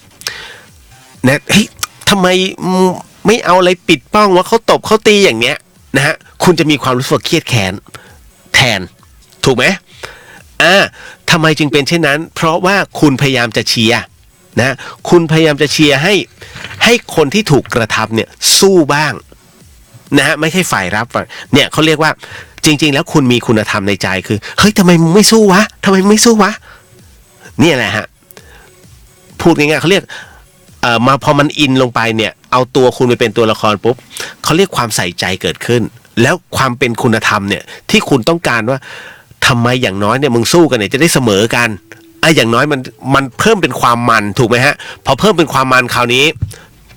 ทุกคนจะชอบใจทันทีเพราะเฮ้ยมันเสมอกันแล้วนี่ฮะเขาจึงเรียกว่ามันมีคุณธรรมในตัวจะลุ้นว่าความดีความชั่วนั้นมีตัวตนเท่านั้นมีตัวเราเท่านั้นที่รู้ฮะว่าตัวเราอะดีหรือชั่วผมถึงได้บอกว่าผมอะผู้ชายเทาๆไม่ได้ดีนะถ้าดีนะผมจะไม่คือผมบวชแล้วผมไม่มานั่งตรงนี้หรอกครูบาอาจารย์บอกเฮ้ยบวชสิบวชที่นั่นแหละจะได้ช่วยกันในเผยแพร่ธรรมะผมบวชแล้วใครขับรถนะผมขับรถไปทั่วประเทศเนี่ยผมเห็นนี่คนนี้ผมเอามาเล่าให้ฟังเนี่ยมันได้บุญเยอะพระอาจารย์ว่ะนะฮะเป็นพระขับรถนะเป็นพระก็ขับรถได้นะไม่มีในพระวินัยนะห้ามพระขับรถแต่โยมเนี่ยท่านนะเพียงแต่ว่ามันโลกาวัชชะไปเห็นแล้วมันไม่สำรวมมันไม่เหมาะมันไม่ควรคนก็ตำหนิติเตียนได้ก็แค่นั้นจริงๆขับได้นะฮะลบคำว่ารถออกไปนะฮะลบคำว่ารถแล้วเป็นเกวียนพระนั่งแล้วก็ตีวัวป้ายเดินตึ้งถามว่าทำได้ไหมอย่างเงี้ยทำไม่ได้ทำไมทำไม่ได้โบยสัตว์ถูกไหมถ้าโบยสัตว์อย่างเงี้ยไม่ได้แต่ถ้าลูกเอ้ยไปเหมือนมักกะโทตบบัวไปลูกเดินหน้าเดินไปถ้าอย่างเงี้ยไม่เป็นอะไรย่อหยุดจบไม่เป็นไรนะฮะท่านไม่ได้ว่าอะไรถือว่าเป็นพาหนะนะครับไม่มีพระวินัยนะจะบอกไว้ก่อนนะครับเนี่ยเข้าใจยังยกตัวอย่างกาสะลองกลุ่มผู้ฟังที่ฟังที่กรุงเทพมหานครหรือว่าต่างจังหวัดผมจะบอกว่าคำว่ากาสะลองเนี่ยใช้กับเชียงใหม่ไม่ได้นะฮะ กลิ่นกาสะลองที่เชียงใหม่เป็นโรงแรมม่านรูด เฮ้ยตามรอยกาสะลองมันไปดักกันเป็นแถวเลย ไม่ใช่ผมเพิ่งอะไรนะถ่ายทอดของช่อง9แล้วขับรถผ่านเฮ้ยนี่มันอะไรวะนี่กาสะลองมันเป็นโรงแรมม่านรูดครับพี่อ๋อเหรอโอ้ยตายแล้วจริงๆมาถามได้นะคุณอย่าไปพูดนะกินกาสะลอง ให้ตามรอยกันคุณสุรศักดิ์บอกว่าเคยซื่อสัตย์กับคนหนึ่งมา5 ปีแต่ชีวิตไปด้วยกันไม่ได้สุดท้ายโดนทิ้งไป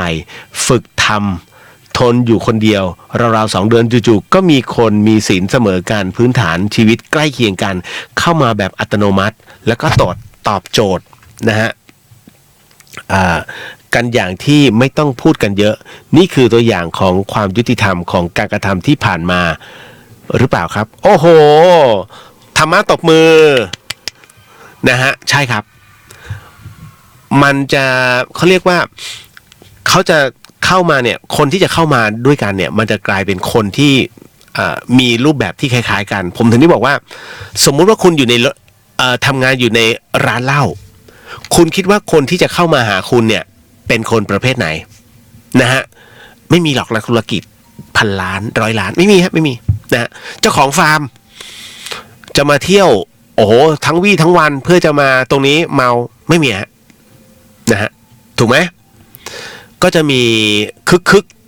วัยรุ่นคึกๆ ซึ่งคุณก็คึกเอาอยากคึกกับมันมั่งนะฮะสุดท้ายพลาดเนี่ยถึงได้บอกว่าคนที่จะอยู่ในจุดเดียวกับเขาได้ก็คือคนที่มีลักษณะใกล้กันนะฮะอันนี้ก็เลยต้องบอกให้พิจารณาเขาเรียกว่าฝนตกขี้หมูไหลคนอะไรมาพบกันนะฮะเอาล่ะหมดอ้อมยังมีอันหนึ่งเหรอนะครับพีทถามว่ากรรมคือผลของการกระทำการที่เราบอกว่ากรรมที่เกิดกับเราปัจจุบันโดยที่เราไม่ได้ทำคือผลกรรมในอดีตนี่คือคำพูดปลอบใจใช่ไหมปลอบใจใช่หรือไม่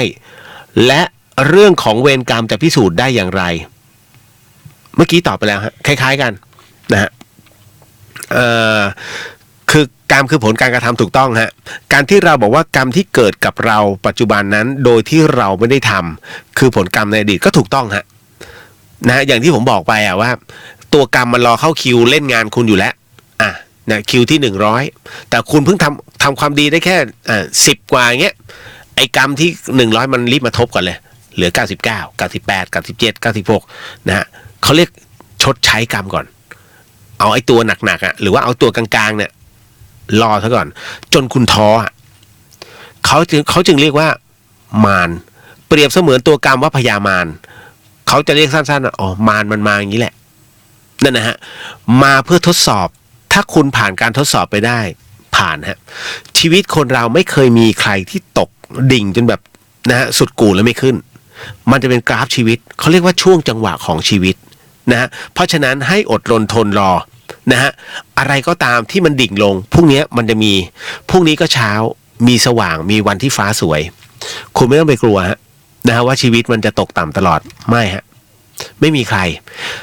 เพียงแต่คุณรู้จักสู้มันแค่นั้นเลยฮะเอาล่ะมีอีกอันหนึ่งคุณแอ๋วบอกว่า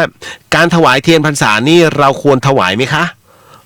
หรือยุคสมัยที่เปลี่ยนไปเนี่ยเราถวายหลอดไฟแทนได้ไหมคะ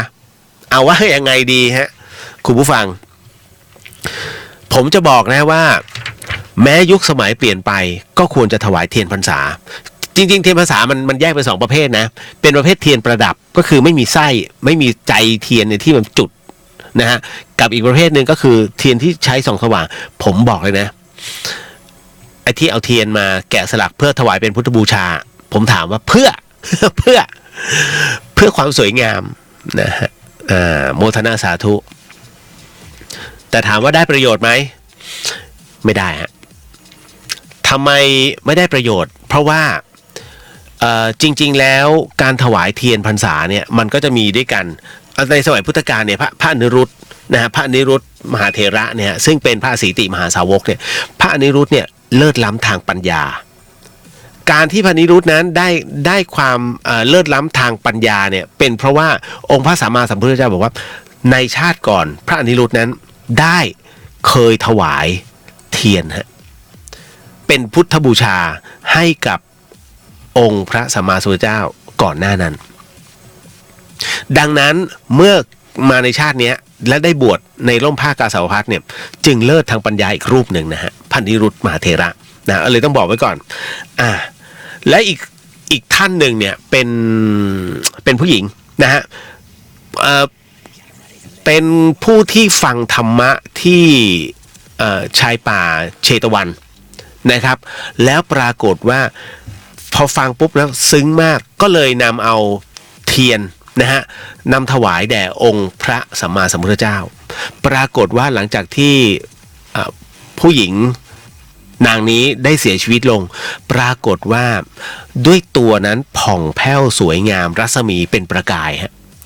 มีรัศมีที่ส่องสว่างมากนะครับเพราะฉะนั้นเนี่ยก็คือด้วยอานิสงส์แห่งการถวายเทียนนะฮะอันที่หนึ่งมาด้วยคุณเลิศและปัญญาอันที่สองก็คือว่าในเรื่องของกระบวนการและความคิดแล้วก็ความแผ่วพร่องเขาเรียกผิวพรรณนะฮะที่สวยงามดังนั้นเนี่ยเทียนพรรษาถามว่าจำเป็นไหมจำเป็นนะฮะแม้ผ่านมาตั้งแต่ในโบราณกาลจนถึงปัจจุบันก็ยังควรจะทำแล้วเขาจองกันฮะเขาเรียกว่าทำไมจึงมีแต่ละคนเนี่ยท ถวายแต่เทียนถวายจะมาร่วมหุ้นไม่ฉันไม่หุ้นเดี๋ยวฉันซื้อของฉันเพราะอะไรก็เพราะว่าด้วยอานิสงส์ตรงนี้ฮะที่นำถวายเทียนพรรษาไปเนี่ยมันมีผลแม้ไม่มีผลกับตัวเราแต่มีผลกับบุตรหลานนะฮะเพราะฉะนั้นก็คือการแผ่เมตตาแต่ละครั้งเนี่ยมันถึงหมดเอาเรียกว่าถึงทั้งโคตรแม้ว่าตัวเราหรือว่าญาติของเราไม่ได้มาทำนะฮะเพียงแต่ว่าเรานำตรงนี้ไปและนอบน้อมนะด้วยความศรัทธาพลังตรงนี้มันมีเยอะมากนะฮะเพราะฉะนั้นผมถึงไม่แปลกใจว่าทำไมแต่ละคนเนี่ยจึงแย่งถวายเทียนพรรษากันนะฮะเพราะเทียนพรรษานั้นเป็นเครื่องหมายบ่งบอกแล้วให้พระสงฆ์ได้ใช้งานในช่วงของเข้าพรรษาเป็นช่วงที่เรียกว่าพระวินัยเนี่ยได้กำหนดเอาไว้ว่าพระสงฆ์ต้องจำพรรษาในพื้นที่นั้นนะฮะเป็นระยะเวลา3 เดือนนะครับเพราะสมัยก่อนนั้นพระสงฆ์นั้นบิณฑบาตนะไปทั่วแล้วไปเหยียบย่ำคันนาชาวบ้านเขาจนที่นาเสียหายในช่วงฤดูฝนชาวนาก็มาร้องกับพระพุทธเจ้าพระเจ้าจึงออกกฎตรงนี้ขึ้นมาว่าให้อยู่จำพรรษาตอนเช้าให้ไปแล้วก็กลับนะฮะไม่ให้ออกไปไหนเลยนะแค่ออกไปบิณฑบาตอย่างเดียวแล้วก็กลับมาจบข่าวภาวนาอยู่กับที่3 เดือนด้วยกันดังนั้นนะตรงนี้เองในพรรษาเนี้ยสมัยก่อนไม่มีไฟฟ้าเมื่อไม่มีไฟฟ้าเสร็จปุ๊บก็ใช้เทียนเป็นการจุดแล้วจุดทั้งวันทั้งคืนบางพื้นที่ท่านก็จะใช้จุดเฉพาะช่วงกลางคืนแต่ไม่จุดกลางวันแต่จริงๆแล้วเทียนพรรษาเนี่ยเป็นเครื่องบ่งบอกว่าในพรรษานี้ณสถานที่นี้มีพระอยู่จึงจุดเปลวเทียนเนี่ยเป็นเครื่องหมายเอาไว้ตลอดเวลาเทียนนี้จะไม่ดับเลยดับก็จุดใหม่ไม่ใช่ว่าดับแล้วจะต้องมีไม่ใช่ดับก็จุดใหม่แค่นั้นเองเพียงแต่เป็นเครื่องยืนยันในทั้งพรรษาแม้กระทั่งกลางคืนก็ยังจุดไว้เพราะฉะนั้นเทียนเนี่ย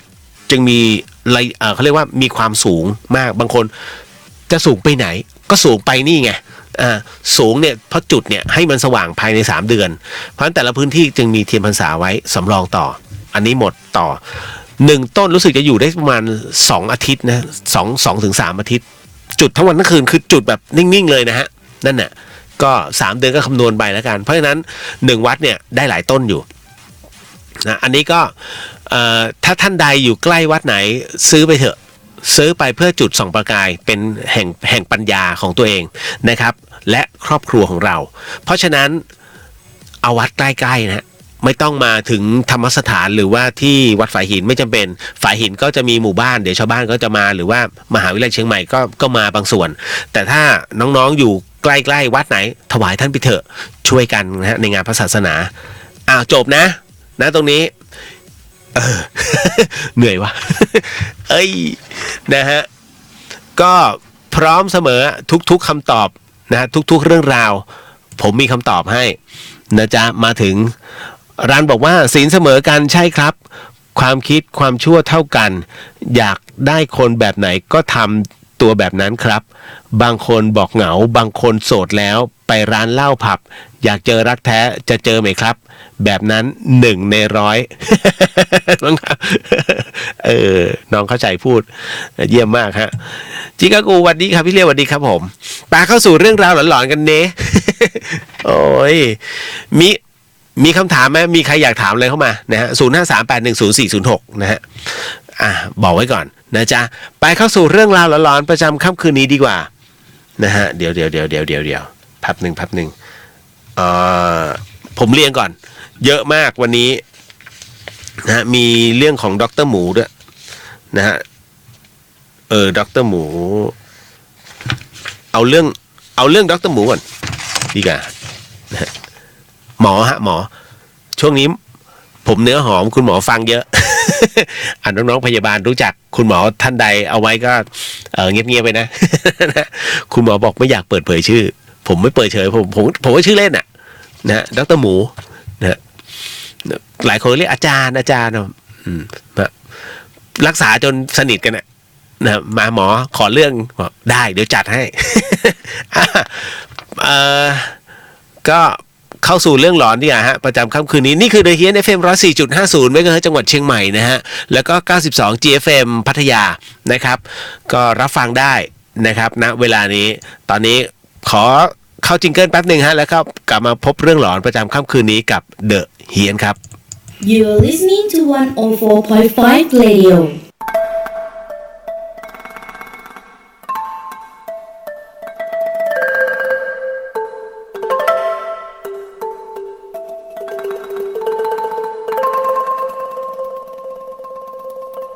รายการนี้ไม่เหมาะกับเด็กอายุต่ำกว่า 15 ปี และตุ๊กแต๋วที่แฝงตัวมาหากินในพระศาสนา ผู้ปกครองหรือพระผู้ใหญ่ควรพิจารณาในการรับฟัง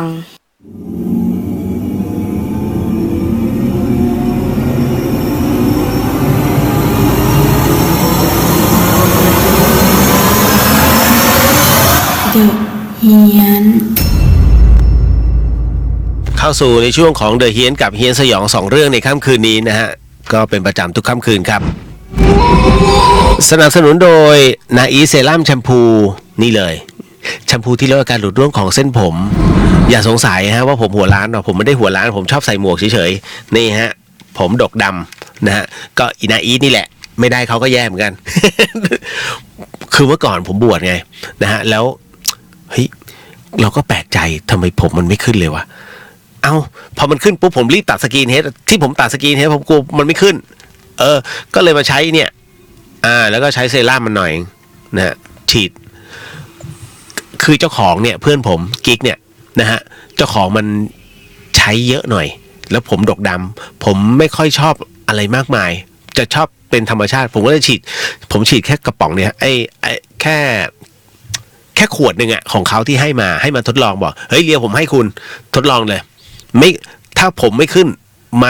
มาถีบผมเลยเฮ้ยผมใช้ไปรากผมมันดีขึ้นแล้วมันก็เริ่มขึ้นมาตั้งแต่นั้นมาก็ไม่ร่วงนะฮะมันก็โอเคใช้ได้ ก็เลยเนี่ยเขาเลยเป็นสปอนเซอร์ให้ตลอดไงไม่มีผลประโยชน์ร่วมกันนะจ๊ะเขาให้มาแจกให้แค่นั้นบอกก่อนคุณผู้ฟังครับสิ่งที่คุณผู้ฟังกำลังจะได้ยินจากผมต่อไปนี้นั้นอย่าเชื่อให้ฟังหูไว้หูแล้วก็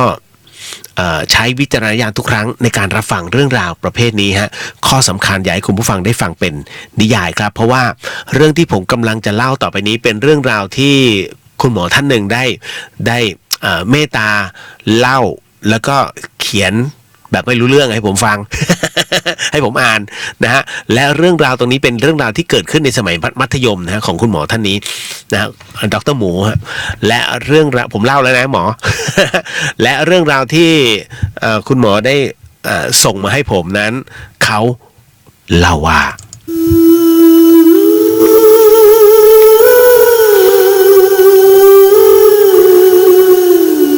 บอกว่าเหตุการณ์นี้เกิดขึ้นที่โรงเรียนมัธยมแห่งหนึ่งครับคุณผู้ฟังครับบอกว่าในสมัยที่ผมยังอยู่ในวัยละอ่อนนะฮะตอนนั้นอายุแค่12เองนะครับก็ต้องบอกว่าคือถ้าหากใครที่นึกลำลึกถึงความหลังได้ต้องบอกว่าเมื่อครั้งสมัยเรียนอยู่ชั้นประถมหรือมัธยมเนี่ยผมคิดว่าหลายท่านนะฮะดร.หมูบอกว่าผมคิดว่าหลายท่านหรืออาจจะเกือบทุกท่านน่าจะเคยผ่านแล้วก็เคยได้รับฟังเรื่องเล่าตำนานลี้ลับเขย่าวขวัญประจำโรงเรียนกันมาบ้างใช่ไหมครับอย่างเช่นเคยมีห้องน้ำที่เด็กเข้าไปใช้นะฮะบริการในวันสุดท้ายของภาคเรียนแล้วพันโรงไม่รู้ว่ามีคนเข้าไปจึงปิดล็อกประตูอันนี้มันเรื่องผมนี่หว่า หมอ นะฮะจากนั้นเมื่อเปิดภาคการศึกษาจึงพบว่าเด็กผู้โชคร้ายนั้นได้เสียชีวิตไปแล้วหลังจากนั้นก็เริ่มมีคนเจอดวงวิญญาณอะไรแบบนี้บ่อยๆนี่ฮะสำหรับตรงนี้เองเนี่ยหมอบอกว่าดร.หมูบอกว่าสำหรับโรงเรียนของผมนั้นก็มีตำนานเช่นกันครับโรงเรียนมัธยมของผมนั้นเป็นโรงเรียนชายล้วนนะฮะที่มีความเก่าแก่นะต้องบอกว่าอยู่บริเวณสะพานพุทธสวนกุหลาบดิถ้าอย่างเงี้ย นะฮะนะฮะและเนื่องด้วยความเก่าแก่นี่เองฮะดังนั้นเรื่องลึกลับจึงมีมากเป็นเงาตามตัวนะฮะหมอบอกว่าโดยว่ากันว่าเมื่อสมัยสงครามโลกครั้งที่2เนี่ยประเทศไทยนะโดนถล่มอย่างหนักด้วยเครื่องบินทิ้งระเบิดนะซึ่งเป้าหมายของระเบิดก็คือสะพานพุทธครับเรื่องนี้คุ้นๆมากเลยหมอนะในว่าทำลายเพื่อตัดเส้นทางลำเลียงครับแต่ปรากฏว่าแม้จะทิ้งระเบิดมากสักเพียงใดก็ไม่โดนสะพานพุทธเลยผู้เฒ่าผู้แก่ท่านว่าเป็นเพราะว่าบุญบารมีของสมเด็จพระบาทสมเด็จพระพุทธยอดฟ้าจุฬาโลกมหาราชนะฮะท่านได้ช่วยปกป้องสะพานนะ สะพานพุทธนะปกป้องชาวไทยเอาไว้ทีนี้ลูกระเบิดเนี่ยที่มันพลาดเป้าจากสะพานเนี่ยมันก็ไม่ได้ไปไหนไกลครับมันก็ตกแถวๆนั่นแหละหนึ่งในนั้นนะก็จะไปตกในพื้นที่ของโรงเรียนผมด้วยนะฮะเห็นว่ามีคนเสียชีวิตมากเลยทีเดียวและด้วยเหตุการณ์นี้เองฮะทั้งความเก่าแก่รวมถึงประวัติที่เคยมีคนตายทำให้ในสมัยก่อนนั้นโรงเรียนของผมนั้นดูน่ากลัวยิ่งขึ้นโดยเฉพาะในยามค่ำคืนอันเงียบสงัดครับถ้าคุณไม่เคยเห็น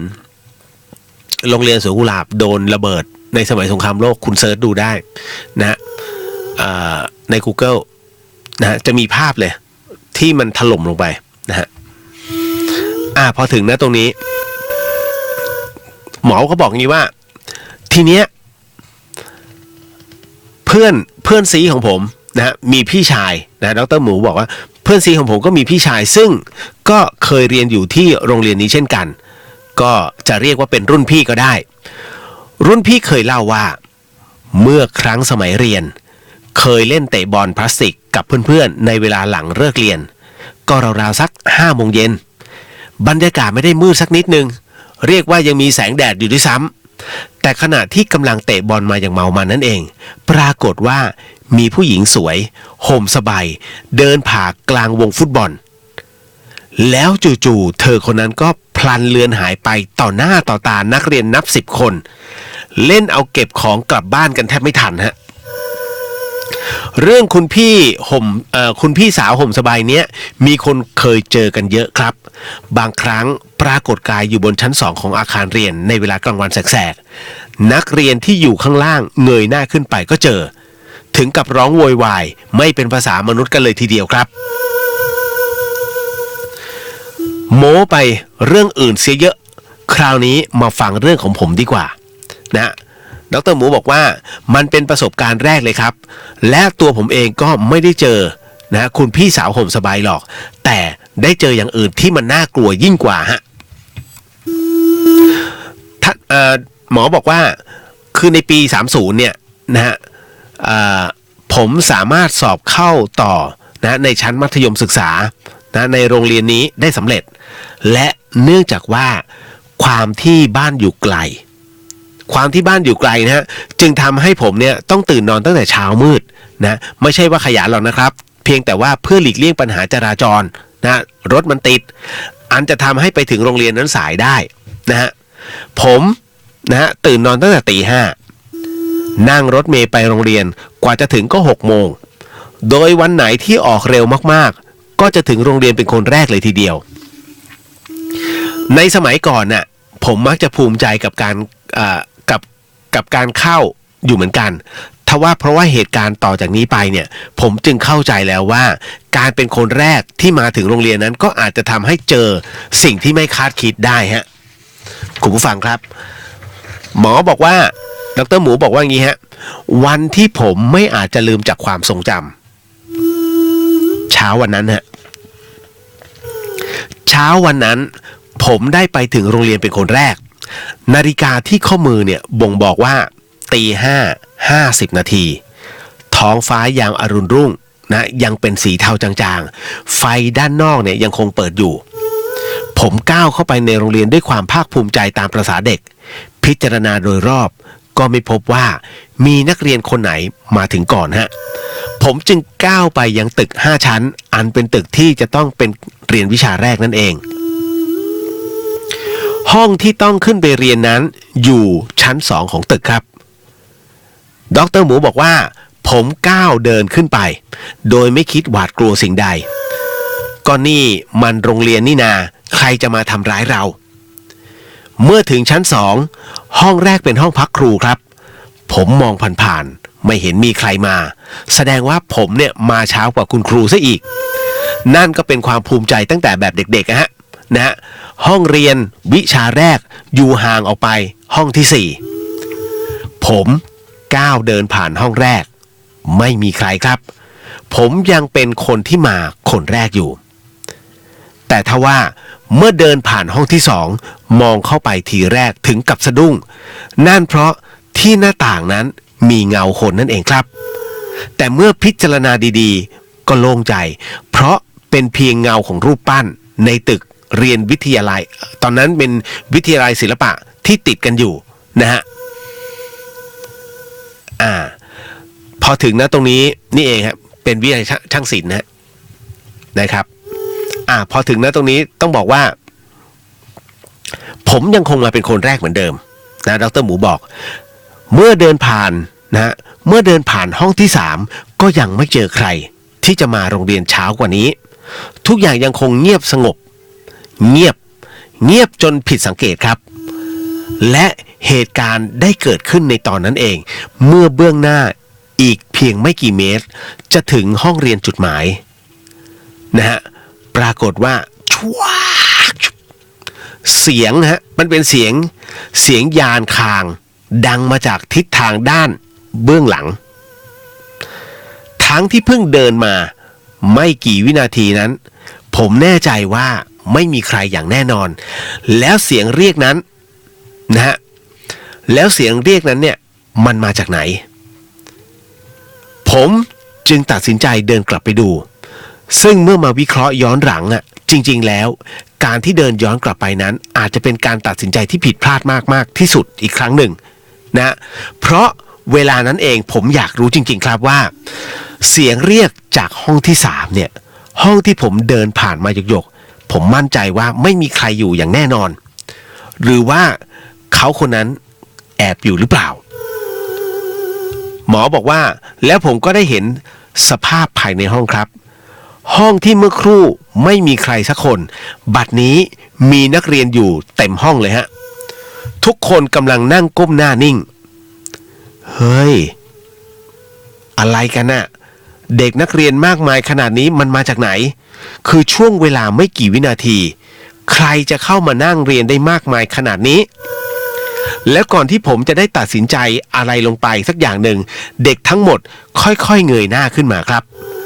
คุณพระช่วยดร.หมูบอกงี้ฮะว่าเด็กนักเรียนทุกคนอยู่ในสภาพไม่เกรียมฮะเสื้อผ้าขาดวิ่นอีกทั้งดำเป็นเท่าฐานที่สำคัญทุกคนกำลังแสยะยิ้มให้ผมฮะยิ้มเท่านั้นยิ้มเหล่านั้นกว้างจนเห็นฟันที่ดำสนิทไวยิ่งกว่าความคิดผมรีบพาร่างตัวเองนั้นลงมาอยู่ข้างล่างทันทีนั่งรอเพื่อนๆรวมถึงรอให้แดดออกจนสว่างจากนั้นจึงจะเดินไปยังห้องเรียนซึ่งดูแล้วก็ปกติดีไม่มีวี่แววของเรานักเรียนฟันดำฮะนับจากวันนั้นหากวันใดที่ผมมาเช้าผมจะใช้วิธีนั่งเล่นอยู่ข้างล่างจนมีคนขึ้นไปบนตึกเยอะๆก่อนจึงหรือไม่ก็รอจนแสงแดดสว่างจ้าก่อนผมจึงจะค่อยเดินขึ้นไปบนชั้นเรียนและนับตั้งแต่วันนั้นเป็นต้นมาผมไม่ได้เจอเด็กนักเรียนฟันดำอีกเลยครับนั่นก็เป็นอีกหนึ่งเรื่องราวฮะที่ดร.หมูส่งมานะฮะมันเป็นเรื่องสมัยจะบอกว่าในช่วงที่เครื่องบินรบเนี่ยของพันธมิตรเนี่ยระเบิดมันเป็นช่วงของญี่ปุ่นนะขอใช้กรุงเทพเป็นทางผ่านเพื่อไปยังพม่าตรงนั้นนั่นเองฮะสนธิการทำสัญญาร่วมกันระหว่างไทยกับญี่ปุ่นจึงเกิดขึ้นนะฮะเอาละก็เป็นอีกหนึ่งเรื่องราวของดร.หมูฮะส่งมานะฮะคุณภักพลสวัสดีครับพี่สวัสดีฮะนะฮะนาทีนะสวัสดีครับพี่เรียวสวัสดีครับนาทีฮะนะฮะคุณชุติมานบอกว่าคุณชุติมาบอกว่าพี่เลียวคะสวดมนต์วันโกนวันพระแล้วเหมือนไม่ค่อยสบายตัวปวดเนื้อปวดตัวเป็นเพราะอะไรคะมีวิธีแก้ไหมฮะถ้าสวดมนต์แล้วปวดเนื้อปวดตัวต้องดูนะฮะสังเกตตัวเองว่ามันมีปวดแต่ละที่เหมือนกันไหมวันนี้ปวดตรงนี้นะฮะแล้วอีกวันหนึ่งไปปวดอีกที่หนึ่งผมมั่นใจว่าคุณโดนของฮะนะฮะอันนี้เป็นเบสิกเลยนะฮะคือคนที่โดนทำของใส่ตัวเนี่ยนะฮะจะปวดตัวเนี่ยเฉพาะวันโกนกับวันพระ2วันนี้เท่านั้นนะเพราะฉะนั้นถ้าคุณสวดมนต์เขาเรียกสวดถูกที่อ่ะสวดเพื่อกระตุ้นแล้วคุณก็จะรับรู้นะตรงนี้ฮะไปจริงๆมันก็มีหลายที่นะที่เขา ที่เขารับทำเอาของออกให้นะฮะส่งมาในอินบ็อกซ์แล้วกันเดี๋ยวผมบอกให้ว่าที่ไหนนะฮะมีหลวงพี่ท่านเมตตานะจะช่วยเหลือได้นะแต่คุณโดนแน่ๆ นะอารมณ์นี้เอาละ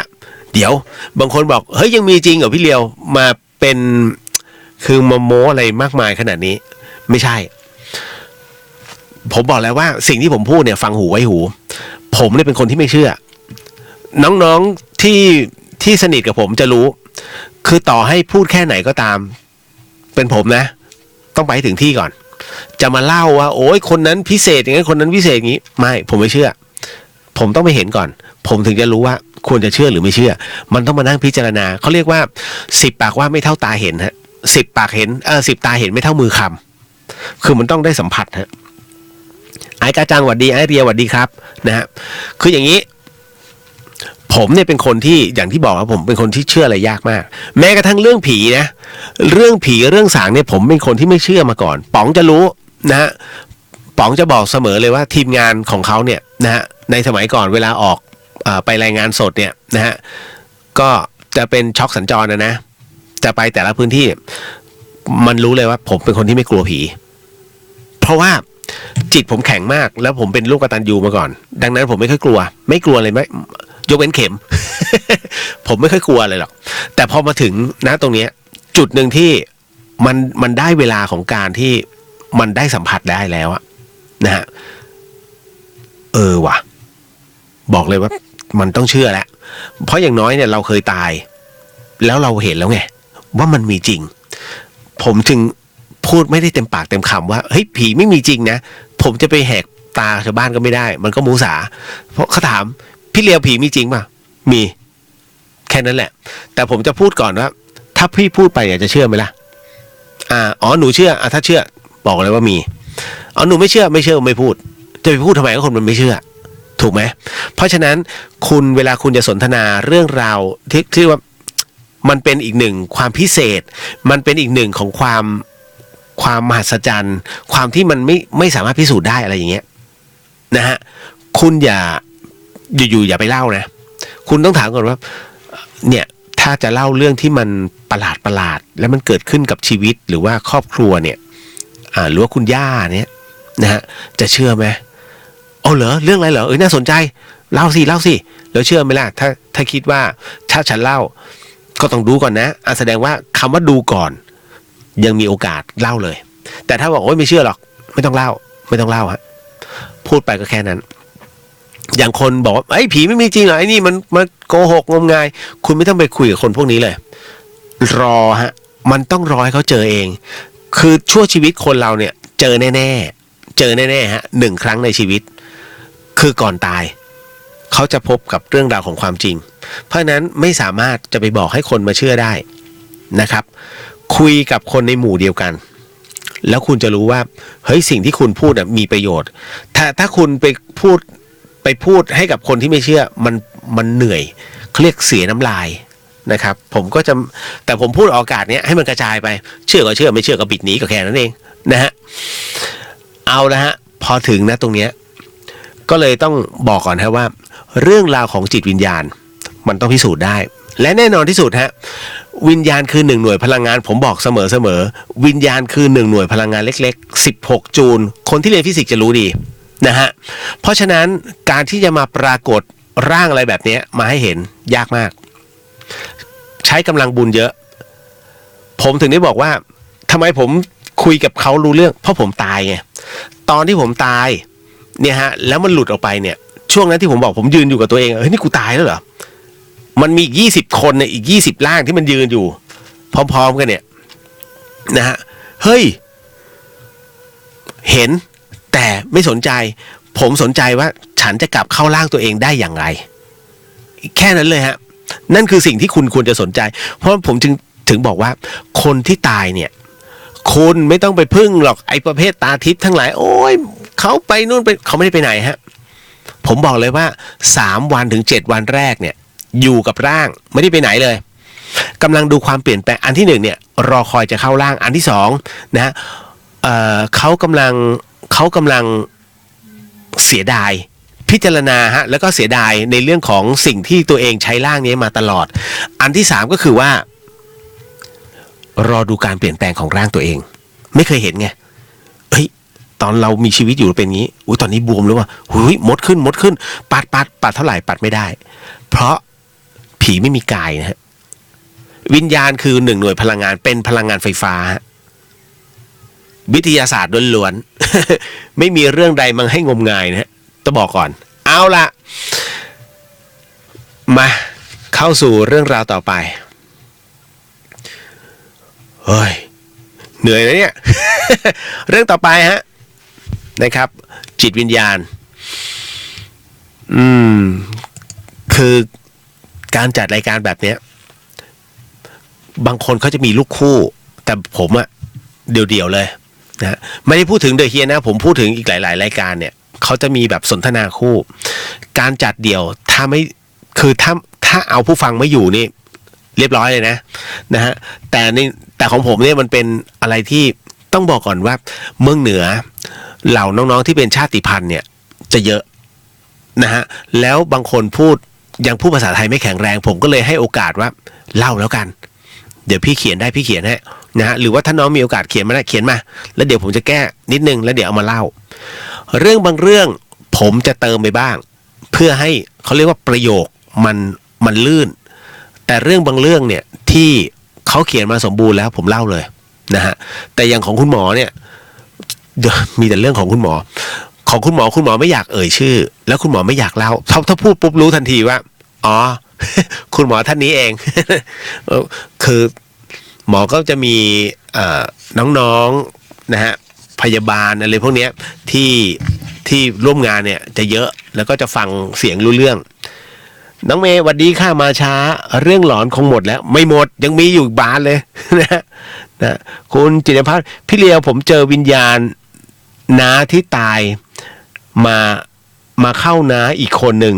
ที่เป็นน้องสาวเขามาสั่งเสียทำให้เชื่อเลยพี่จู่ๆก็เป็นนะจู่ๆก็ออกจู่ๆก็เข้ามาใช่ไหมแล้วก็จู่ๆก็ออกอันเนี้ยแสดงว่าน้องก็คือน้าผู้น้องเนี่ยน่าจะเป็นคนที่จิตอ่อนแล้วสามารถเหมือนกับเป็นทางเขาเรียกว่ามีสายสัมพันธ์ซึ่งกันและกันผมจะบอกว่าผู้ที่เสียชีวิตไปแล้วเนี่ยฮะเขาจะมองคนที่สามารถสื่อสารได้บางคนใจจดใจจ่อมาอยากเจอมาให้เจอหน่อยไอ้ประเภทนี้ไม่เจอฮะพวกใจจดใจจ่อเขาเรียกจิตมันกระด้างพอจิตกระด้างอยากเจอเป็นล้นพ้นอย่างเงี้ยไม่เจอฮะแต่ถ้าเป็นประมาณว่าจิตใจที่อ่อนโยนนะฮะไปตีเธอนะฮะแล้วก็หนูก็อยากจะเจอนะงั้นเราเจอกันในฝันนะฮะแล้วต้องการอะไรก็บอกและมีความสัมพันธ์ซึ่งกันและกันณตอนที่มีชีวิตอยู่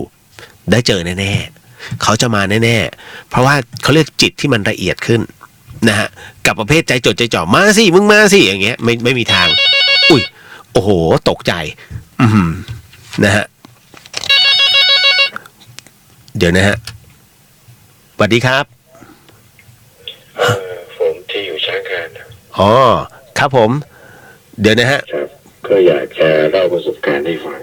ครับผมฮะไม่ต้องบอกชื่อนะพี่นิดหนึ่งแล้วกันไม่บอกครับพี่บอกครับผมฮะเรื่องราวของพี่ประมาณไหนนะฮะก็ที่ช้างคานนี่นะครับอาจจะยาวหน่อยครับผมฮะเอารวบเรื่องสั้นๆหน่อยก็ได้พี่เพราะว่าอย่างเช่นณตอนนี้บุพกรรมตรงนี้ที่ประสบพบเจอประมาณไหนอะไรยังไงฮะครับผมคือผมเรียนจบตั้งแต่ปี23เนาะครับ23ตอนนั้นเนี่ยก็คือว่าเชียงใหม่ยังไม่เจริญเท่าไหร่ครับครับผมในภาษาก็ยังไม่มีฮะเพราะว่าที่บ้านผมเนี่ยเขามีอาชีพทำเนื้อคือฆ่าวัวฆ่าควายเนี่ยแหละครับครับตอนเป็นผมเห็นก็ตั้งแต่ตอนผมเป็นเด็กๆแล้วครับพอผมเกิดที่นั่นพอมีเวลาอย่างเสาร์อาทิตย์เนี่ยผมก็ตอนเที่ยงคืนก็ลงไปดูเขาทำลงไปดูเขาเชือดวัวเชือดควายกันเดี๋ยวตอนนั้นที่ช้างคานเป็นโรงฆ่าสัตว์เลยครับคือมันจะมีทั้งทำที่บ้านแล้วก็ทำที่โรงฆ่าสัตว์ครับทำ2ที่ครับพอ ราะถ้าทำที่โรงฆ่าสัตว์มันจะไม่พอเพราะเขาทำกันเยอะ ครับ คือเกือบจะ50 กว่าหลังคาเรือนสมัยนั้น โอ้โห นะครับ ฮะ แล้วคุณเรียนลองคิดดูนะผมต้องเริ่มทำตั้งแต่จบม.3 ปี23ฮะ จนมาถึงปี38ถึงได้เลิก โอ้โห 15 ปีนะที่ทำฆ่าสัตว์นะครับ ตอนปี23ผมทำแล้วก็พออีก3 ปีผมมีภรรยาแล้วก็ภรรยาท้อง3 เดือนตอนนั้นยังไม่พร้อมก็จะไปทำแท้งด้วยนะ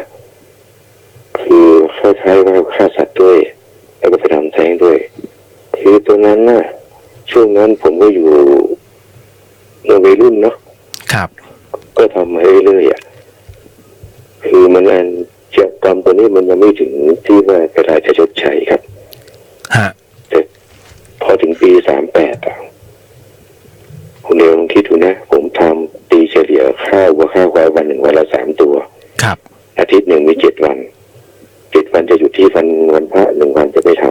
ำวันละ3 ตัวอาทิตย์หนึ่ง18 ฮะ เดือนหนึ่งเท่าไหร่ปีหนึ่งเท่าไหร่15 ปีเท่าไหร่ ครับ นั่นแหละครับ คือเพื่อนร่วมงานที่เขาเป็นคนบ้านผมทั้งหมดนะครับ ฮะ ที่เขาทำเนื้ออยู่เนี่ยก็ได้รับผลกรรมไปต่างๆนานา อืม พอช่วงที่ผมดวงตก มันเหมือนกับว่ามันมีดวงวิญญาณหลายดวงนะครับ ฮะ ทั้งที่ผมทำแท้งและฆ่าวัวฆ่าควายมาเป็นพันๆตัวนะครับ คือเวลาดวงตกนะขาลงนะมันจะลงไม่เหมือนกับคนอื่นเขาคนอื่นเขาอาชีพอื่นเนี่ยเขาจะค่อยๆลงใช่ไหมครับ ครับ แต่ของผมเนี่ย มันจะลงแบบดิ่งเหวเลยคุณเรียกเข้าใจเนาะ ครับผม เวลาลงมันดิ่งเหวเลย ถ้าไม่ตายก็สาหัสเพราะเพื่อนร่วมงานที่อยู่บ้านเดียวกับผมที่ทำเนื้อเนี่ย ฮะ เขามีอันเป็นไปต่างๆนานานะครับ โอ้โห อายุ20 กว่า30 กว่า40 กว่า ฮะ ตายแบบบางคนนี่หลับตายอ่ะหลับตายไปเลยเนี่ย ฮะ 4-5 คนได้เอาไปส่งที่โรงพยาบาลเซ็นทรัลนะ ฮะ สันนิษฐานอย่างเดียวหัวใจวายอย่างเดียว โอ้โห ทั้งที่ยังอยู่ในวัยที่ไม่สมควรตาย ครับ บางคนก็เป็นบ้านะครับเพราะช่วงนั้นที่ช้างการเนี่ยเขาทำเนื้อกลางคืนใช่ไหมครับ ฮะ แล้วก็ยาม้านะเมื่อก่อนจะไม่ได้เป็นอันดับ 1อย่างที่เราเห็นทุกวันเลยนะครับ ฮะ ช่วงเมื่อก่อนนี่เม็ด18-15 บาทถือถูกมาก อืม เพราะเวลากินยาพวกนี้ต้องจิตใจมันจะเสื่อมโหด โอ้โห ค่าเยอะมากส่งโรงงานลูกชิ้นส่งตามตลาดเนี่ยเยอะมาก ครับ คุณเลวเคยได้ยินใช่ไหมครับพระประธานสาธิต โอ้ครับผม เคยได้ยินไหม ได้ยินฮะ เพราะว่าที่ตำรวจประชาสัมพันธ์นะครับ คือตำบลช้างคานเหมือนกัน ครับ โรงเรือนหนึ่งจะฆ่าหมู อีกโรงเรือนหนึ่งจะฆ่าวัวฆ่าควาย โอ้โห นะครับใครที่ไปทานตรงนั้นจะถ้าใจไม่แข็งพอเนี่ยจะทานไม่ได้ อือหือ ทานไปด้วยเห็นเขาแทงวัวแทงควายเลยเสียงหมูก็โดนทุบหัวเพราะอยู่นั้น ใช้ค้อนเนี่ยฮะ แต่ตอนนี้ไม่ได้อยู่นั่นแล้วครับเขามาอยู่ข้างนอกกันหมด อืม แต่พัฒการสาธิตคนเดียวได้ยินเนาะ ฮะ เคยไปทานไหมครับ โอ้โห แค่ชื่อผมก็ถามเขาแล้วเขาบอก อ๋อ ผมเคยหลุดไปกินตอนปี31แล้วเขาบอกว่าเนี่ยลงหมูอยู่เนี่ยเขาเรียกโป๊กอีทเฮ้ยจริงดิ เนี่ยเสร็จปุ๊บเอาออกมา โอ้ตกใจตั้งแต่นั้นไม่กินอีกเลยฮะ เคยไปใช่ไหม เคย ไปใช่ไหม เคยฮะ นั่นแหละครับ อือหือ คือกรรมพวกนี้นะครับคุณเดียว ครับ ตอนนี้คนที่ช้างคานจริงๆ ที่ทำเนื้ออยู่มีไม่ถึง5%ครับตายหมด โอ้โห ฮะ แล้วคนที่มาทำคุณแทนคนช้างคานคนนี้นะเป็นพม่านะครับ อืม คนเดียวเราไม่เชื่อลองไปมีเวลาไปเที่ยวช้างคานนะ ฮะ เห็นบ้านไหนที่เขาทำเนื้อนะ ฮะ นั่นแหละครับ อืม พม่าทั้งนั้น อืม ไม่เป็นไรแต่ว่านะตรงเนี้ยผมของพี่ที่ได้รับผลกระทบกับชีวิตเนี่ยนะฮะณตอนนี้ประมาณไหนยังไง ตอนที่ผมดิ่งเหวนะปี ครับ 38 ฮะ นะครับกินเนื้อปลาดาตัวครับคุณเลว ครับผม นะครับ ครอบครัวแตกแยกขันหย่าร้างเคยมีเงินแสนหลายแสน ครับ ก็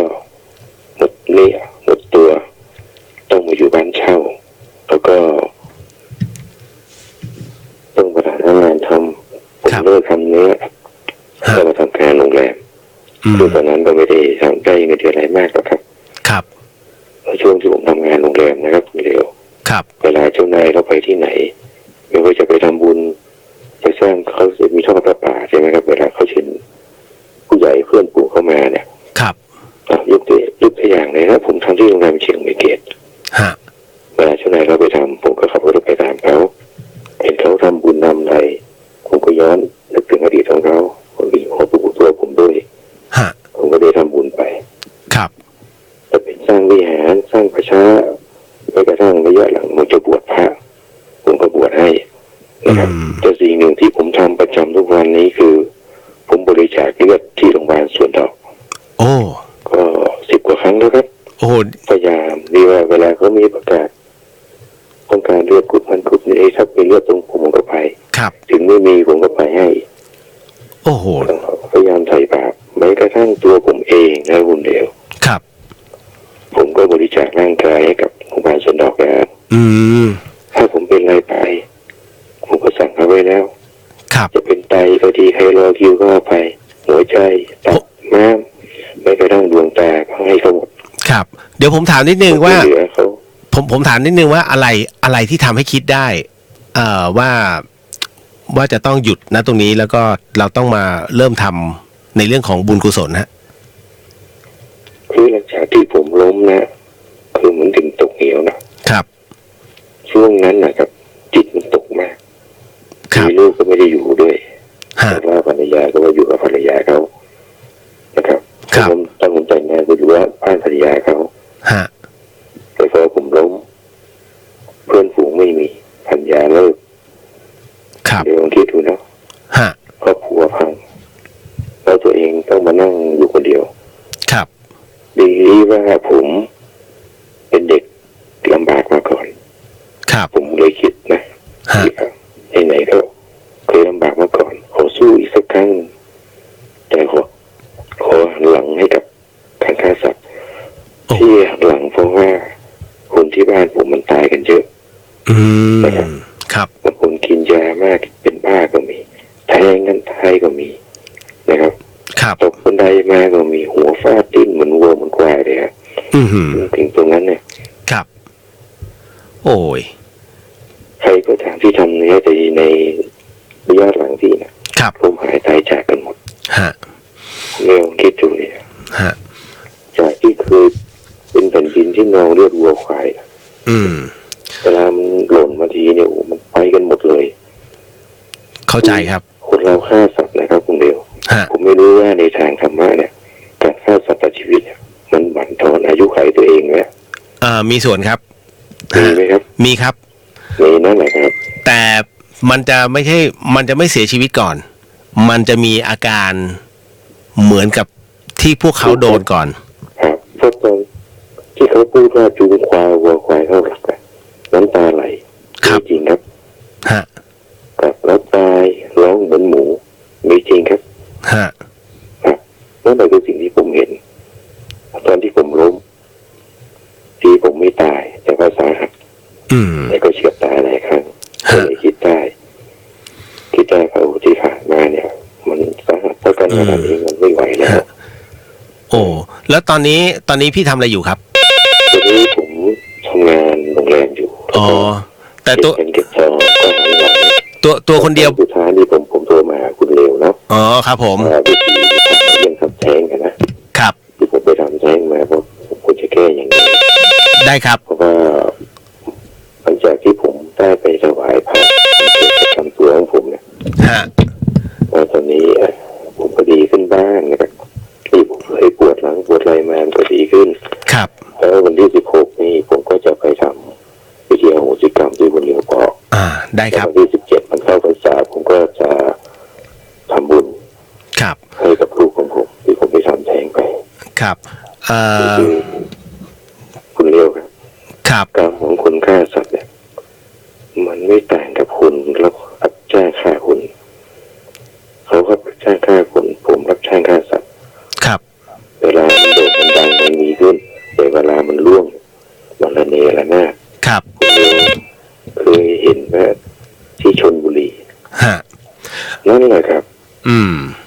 เข้าใจ ทั้งหลายที่ดังๆเวลาเขาไต่เต้ามันเหมือนกับผมเขาต้องฆ่าคุณฆ่าสัตว์แต่เวลาที่เขาล่วงเนี่ยมันตายระเนระนาดเหมือนกันคุณเห็นมาที่ชลบุรีคือกรรมมันจะเหมือนกันครับครับผมอันนี้เข้าใจฮะที่สะสมมันเป็นกรรมที่สะสมครับเราทำเราฆ่าเอาละฮะพี่ถึงวันที่มันล่วงครับเดี๋ยวผมขอสรุปให้ณตรงนี้นะครับณในส่วนตรงนี้ต้องขอบพระคุณพี่มากเลยคืออย่างนี้ฮะคุณเร็วครับที่ผมฆ่าวัวฆ่าควายมาเป็นพันตัวเนี่ยครับไม่รู้ว่ากรรมมันจะยาวนานขนาดไหนหรือเปล่าถามว่าได้รับกรรมมากน้อยแค่ไหนได้รับแน่นอนเพราะว่า20 กว่าปีที่เลิกมาเพราะว่ากรรมเนี่ยมันประกอบไปด้วยเจตนาแต่ว่าณตรงนี้ด้วยมันคืออาชีพและมันเป็นหน้าที่คำว่าอาชีพเนี่ยจริงๆเพราะหนึ่งในเนี้ยที่พี่ทำก็คือเป็นสิ่งที่องค์พระสัมมาสัมพุทธเจ้าท่านได้ห้ามเอาไว้แต่กรณีแบบนี้นะฮะผมอาจจะช่วยได้ในระดับหนึ่งนะฮะแต่จะบอกว่าท้ายที่สุดแล้วก็มันจะเบาบางลงฮะยกเว้นว่าถ้าถึงณเวลานั้นแล้วพี่อุทิศตนให้กับงานพระพุทธศาสนาอย่างจริงจังหมายถึงว่าถ้าบวชเลยนะตรงเนี้ยแล้วขอภาวนาช่วยงานพระพุทธศาสนาต่อไปเนี่ยมันบรรเทาเบาบางได้กรณีตรงนี้ที่พี่ยังต้องประกอบสัมมาอาชีวะอยู่ผมจะบอกว่า อันที่หนึ่งพี่อาจจะต้องทำก็คือใส่บาตรทำบุญ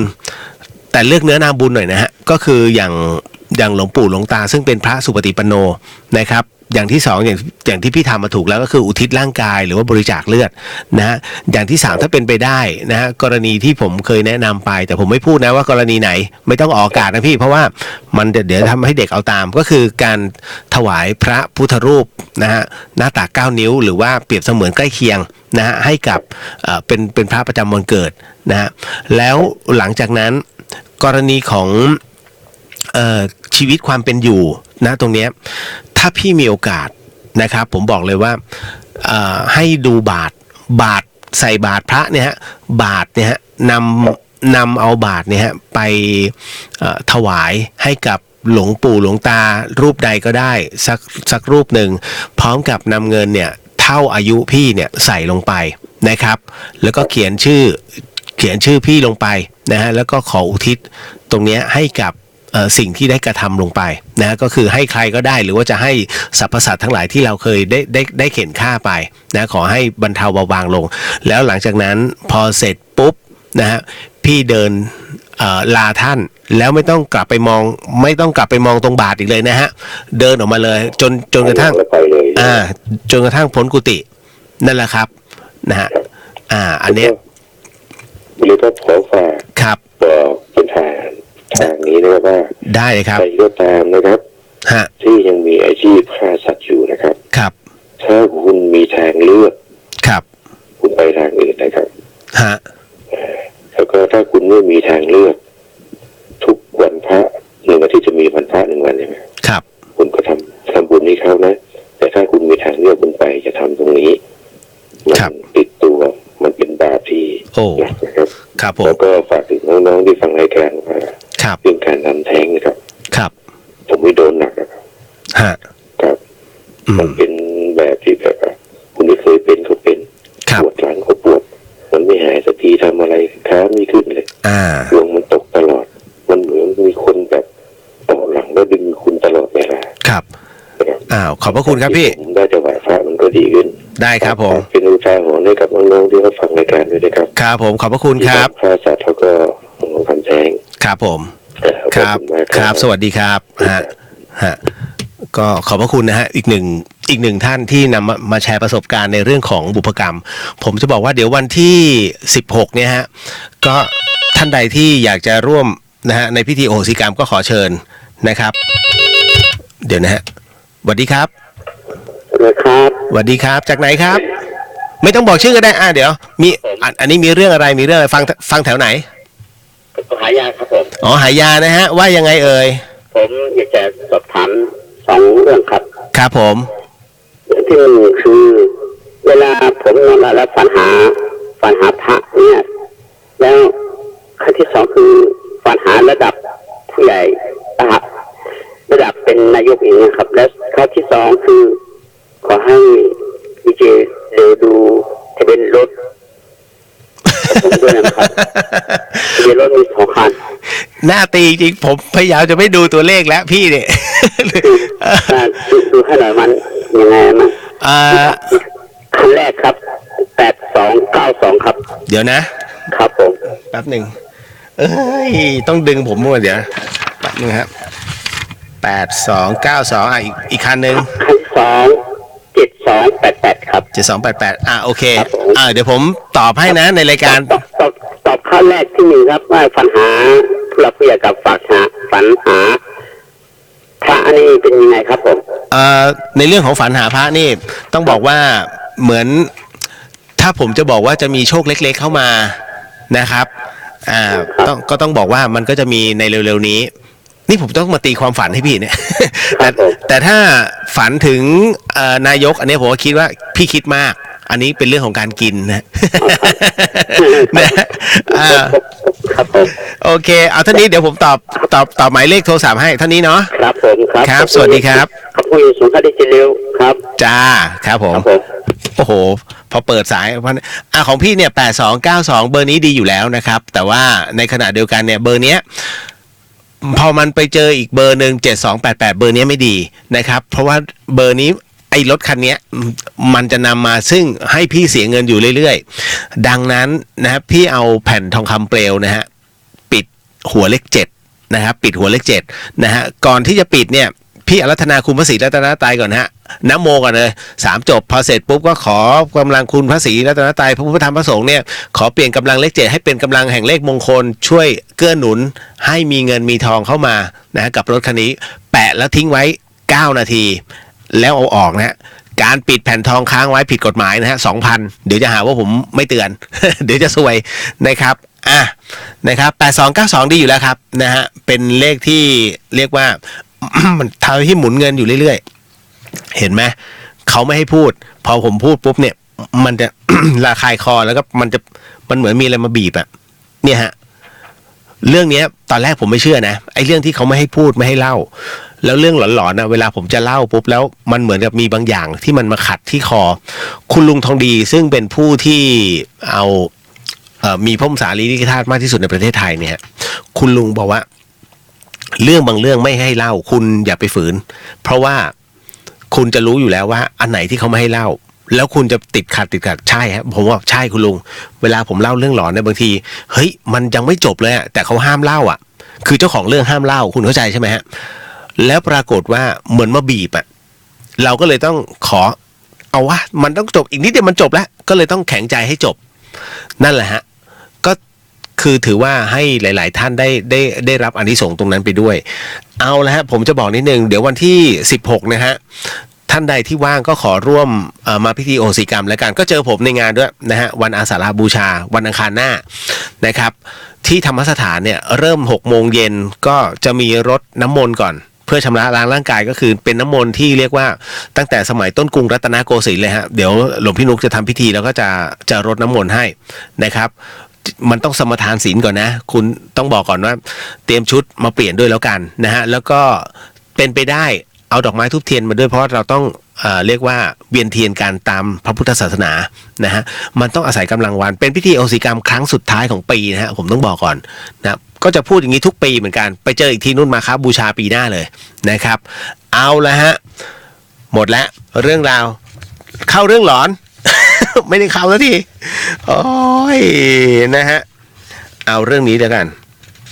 เรื่องราวของนาทีนะคนละนาทีกันนี้นะ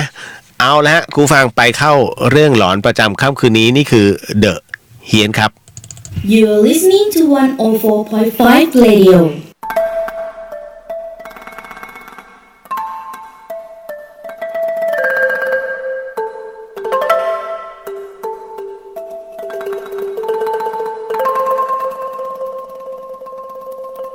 รายการนี้ไม่เหมาะกับเด็กอายุต่ำกว่า15ปี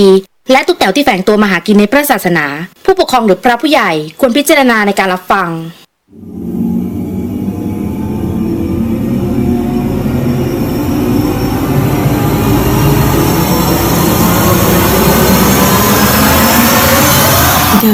เฮียน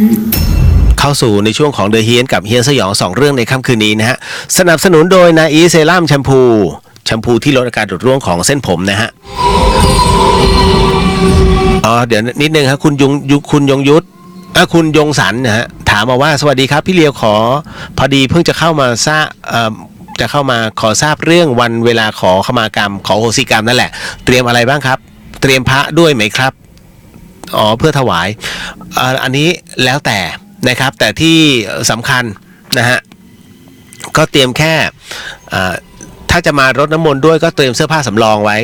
นะฮะเอามาเปลี่ยนนะครับเสื้อที่พร้อมเปียกเนี่ยสวมเอาไว้แล้วเสร็จปุ๊บก็นำผ้าเช็ดตัวมาด้วยมาเปลี่ยนนะครับแล้วหลังจากนั้นก็เข้าสู่พิธีโหสิกรรมก็ไม่ได้มีอะไรมากดอกไม้ทูบเทียนถ้าไม่ต้องเตรียมมาเดี๋ยวปดีก็มีให้หยอด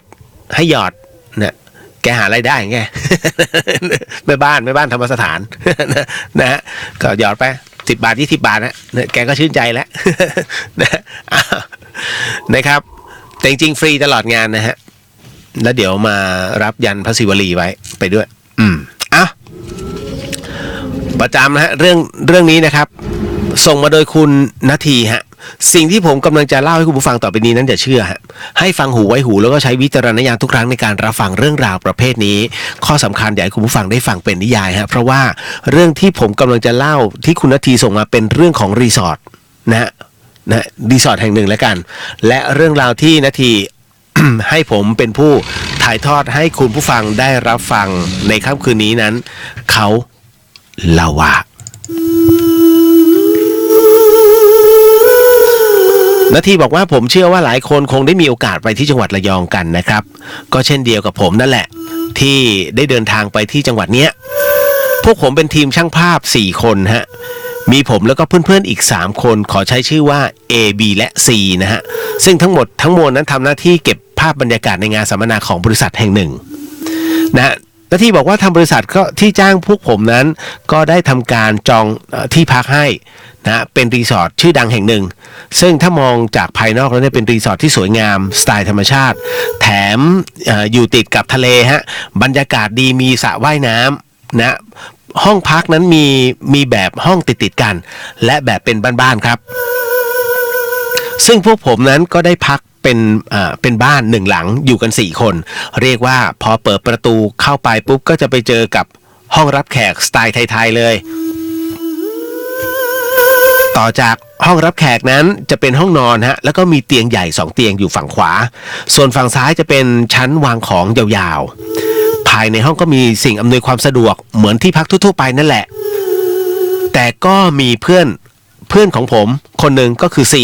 ได้สังเกตเห็นอะไรแปลกๆอย่างหนึ่งฮะนั่นก็คือประตู3บานที่ตรงกัน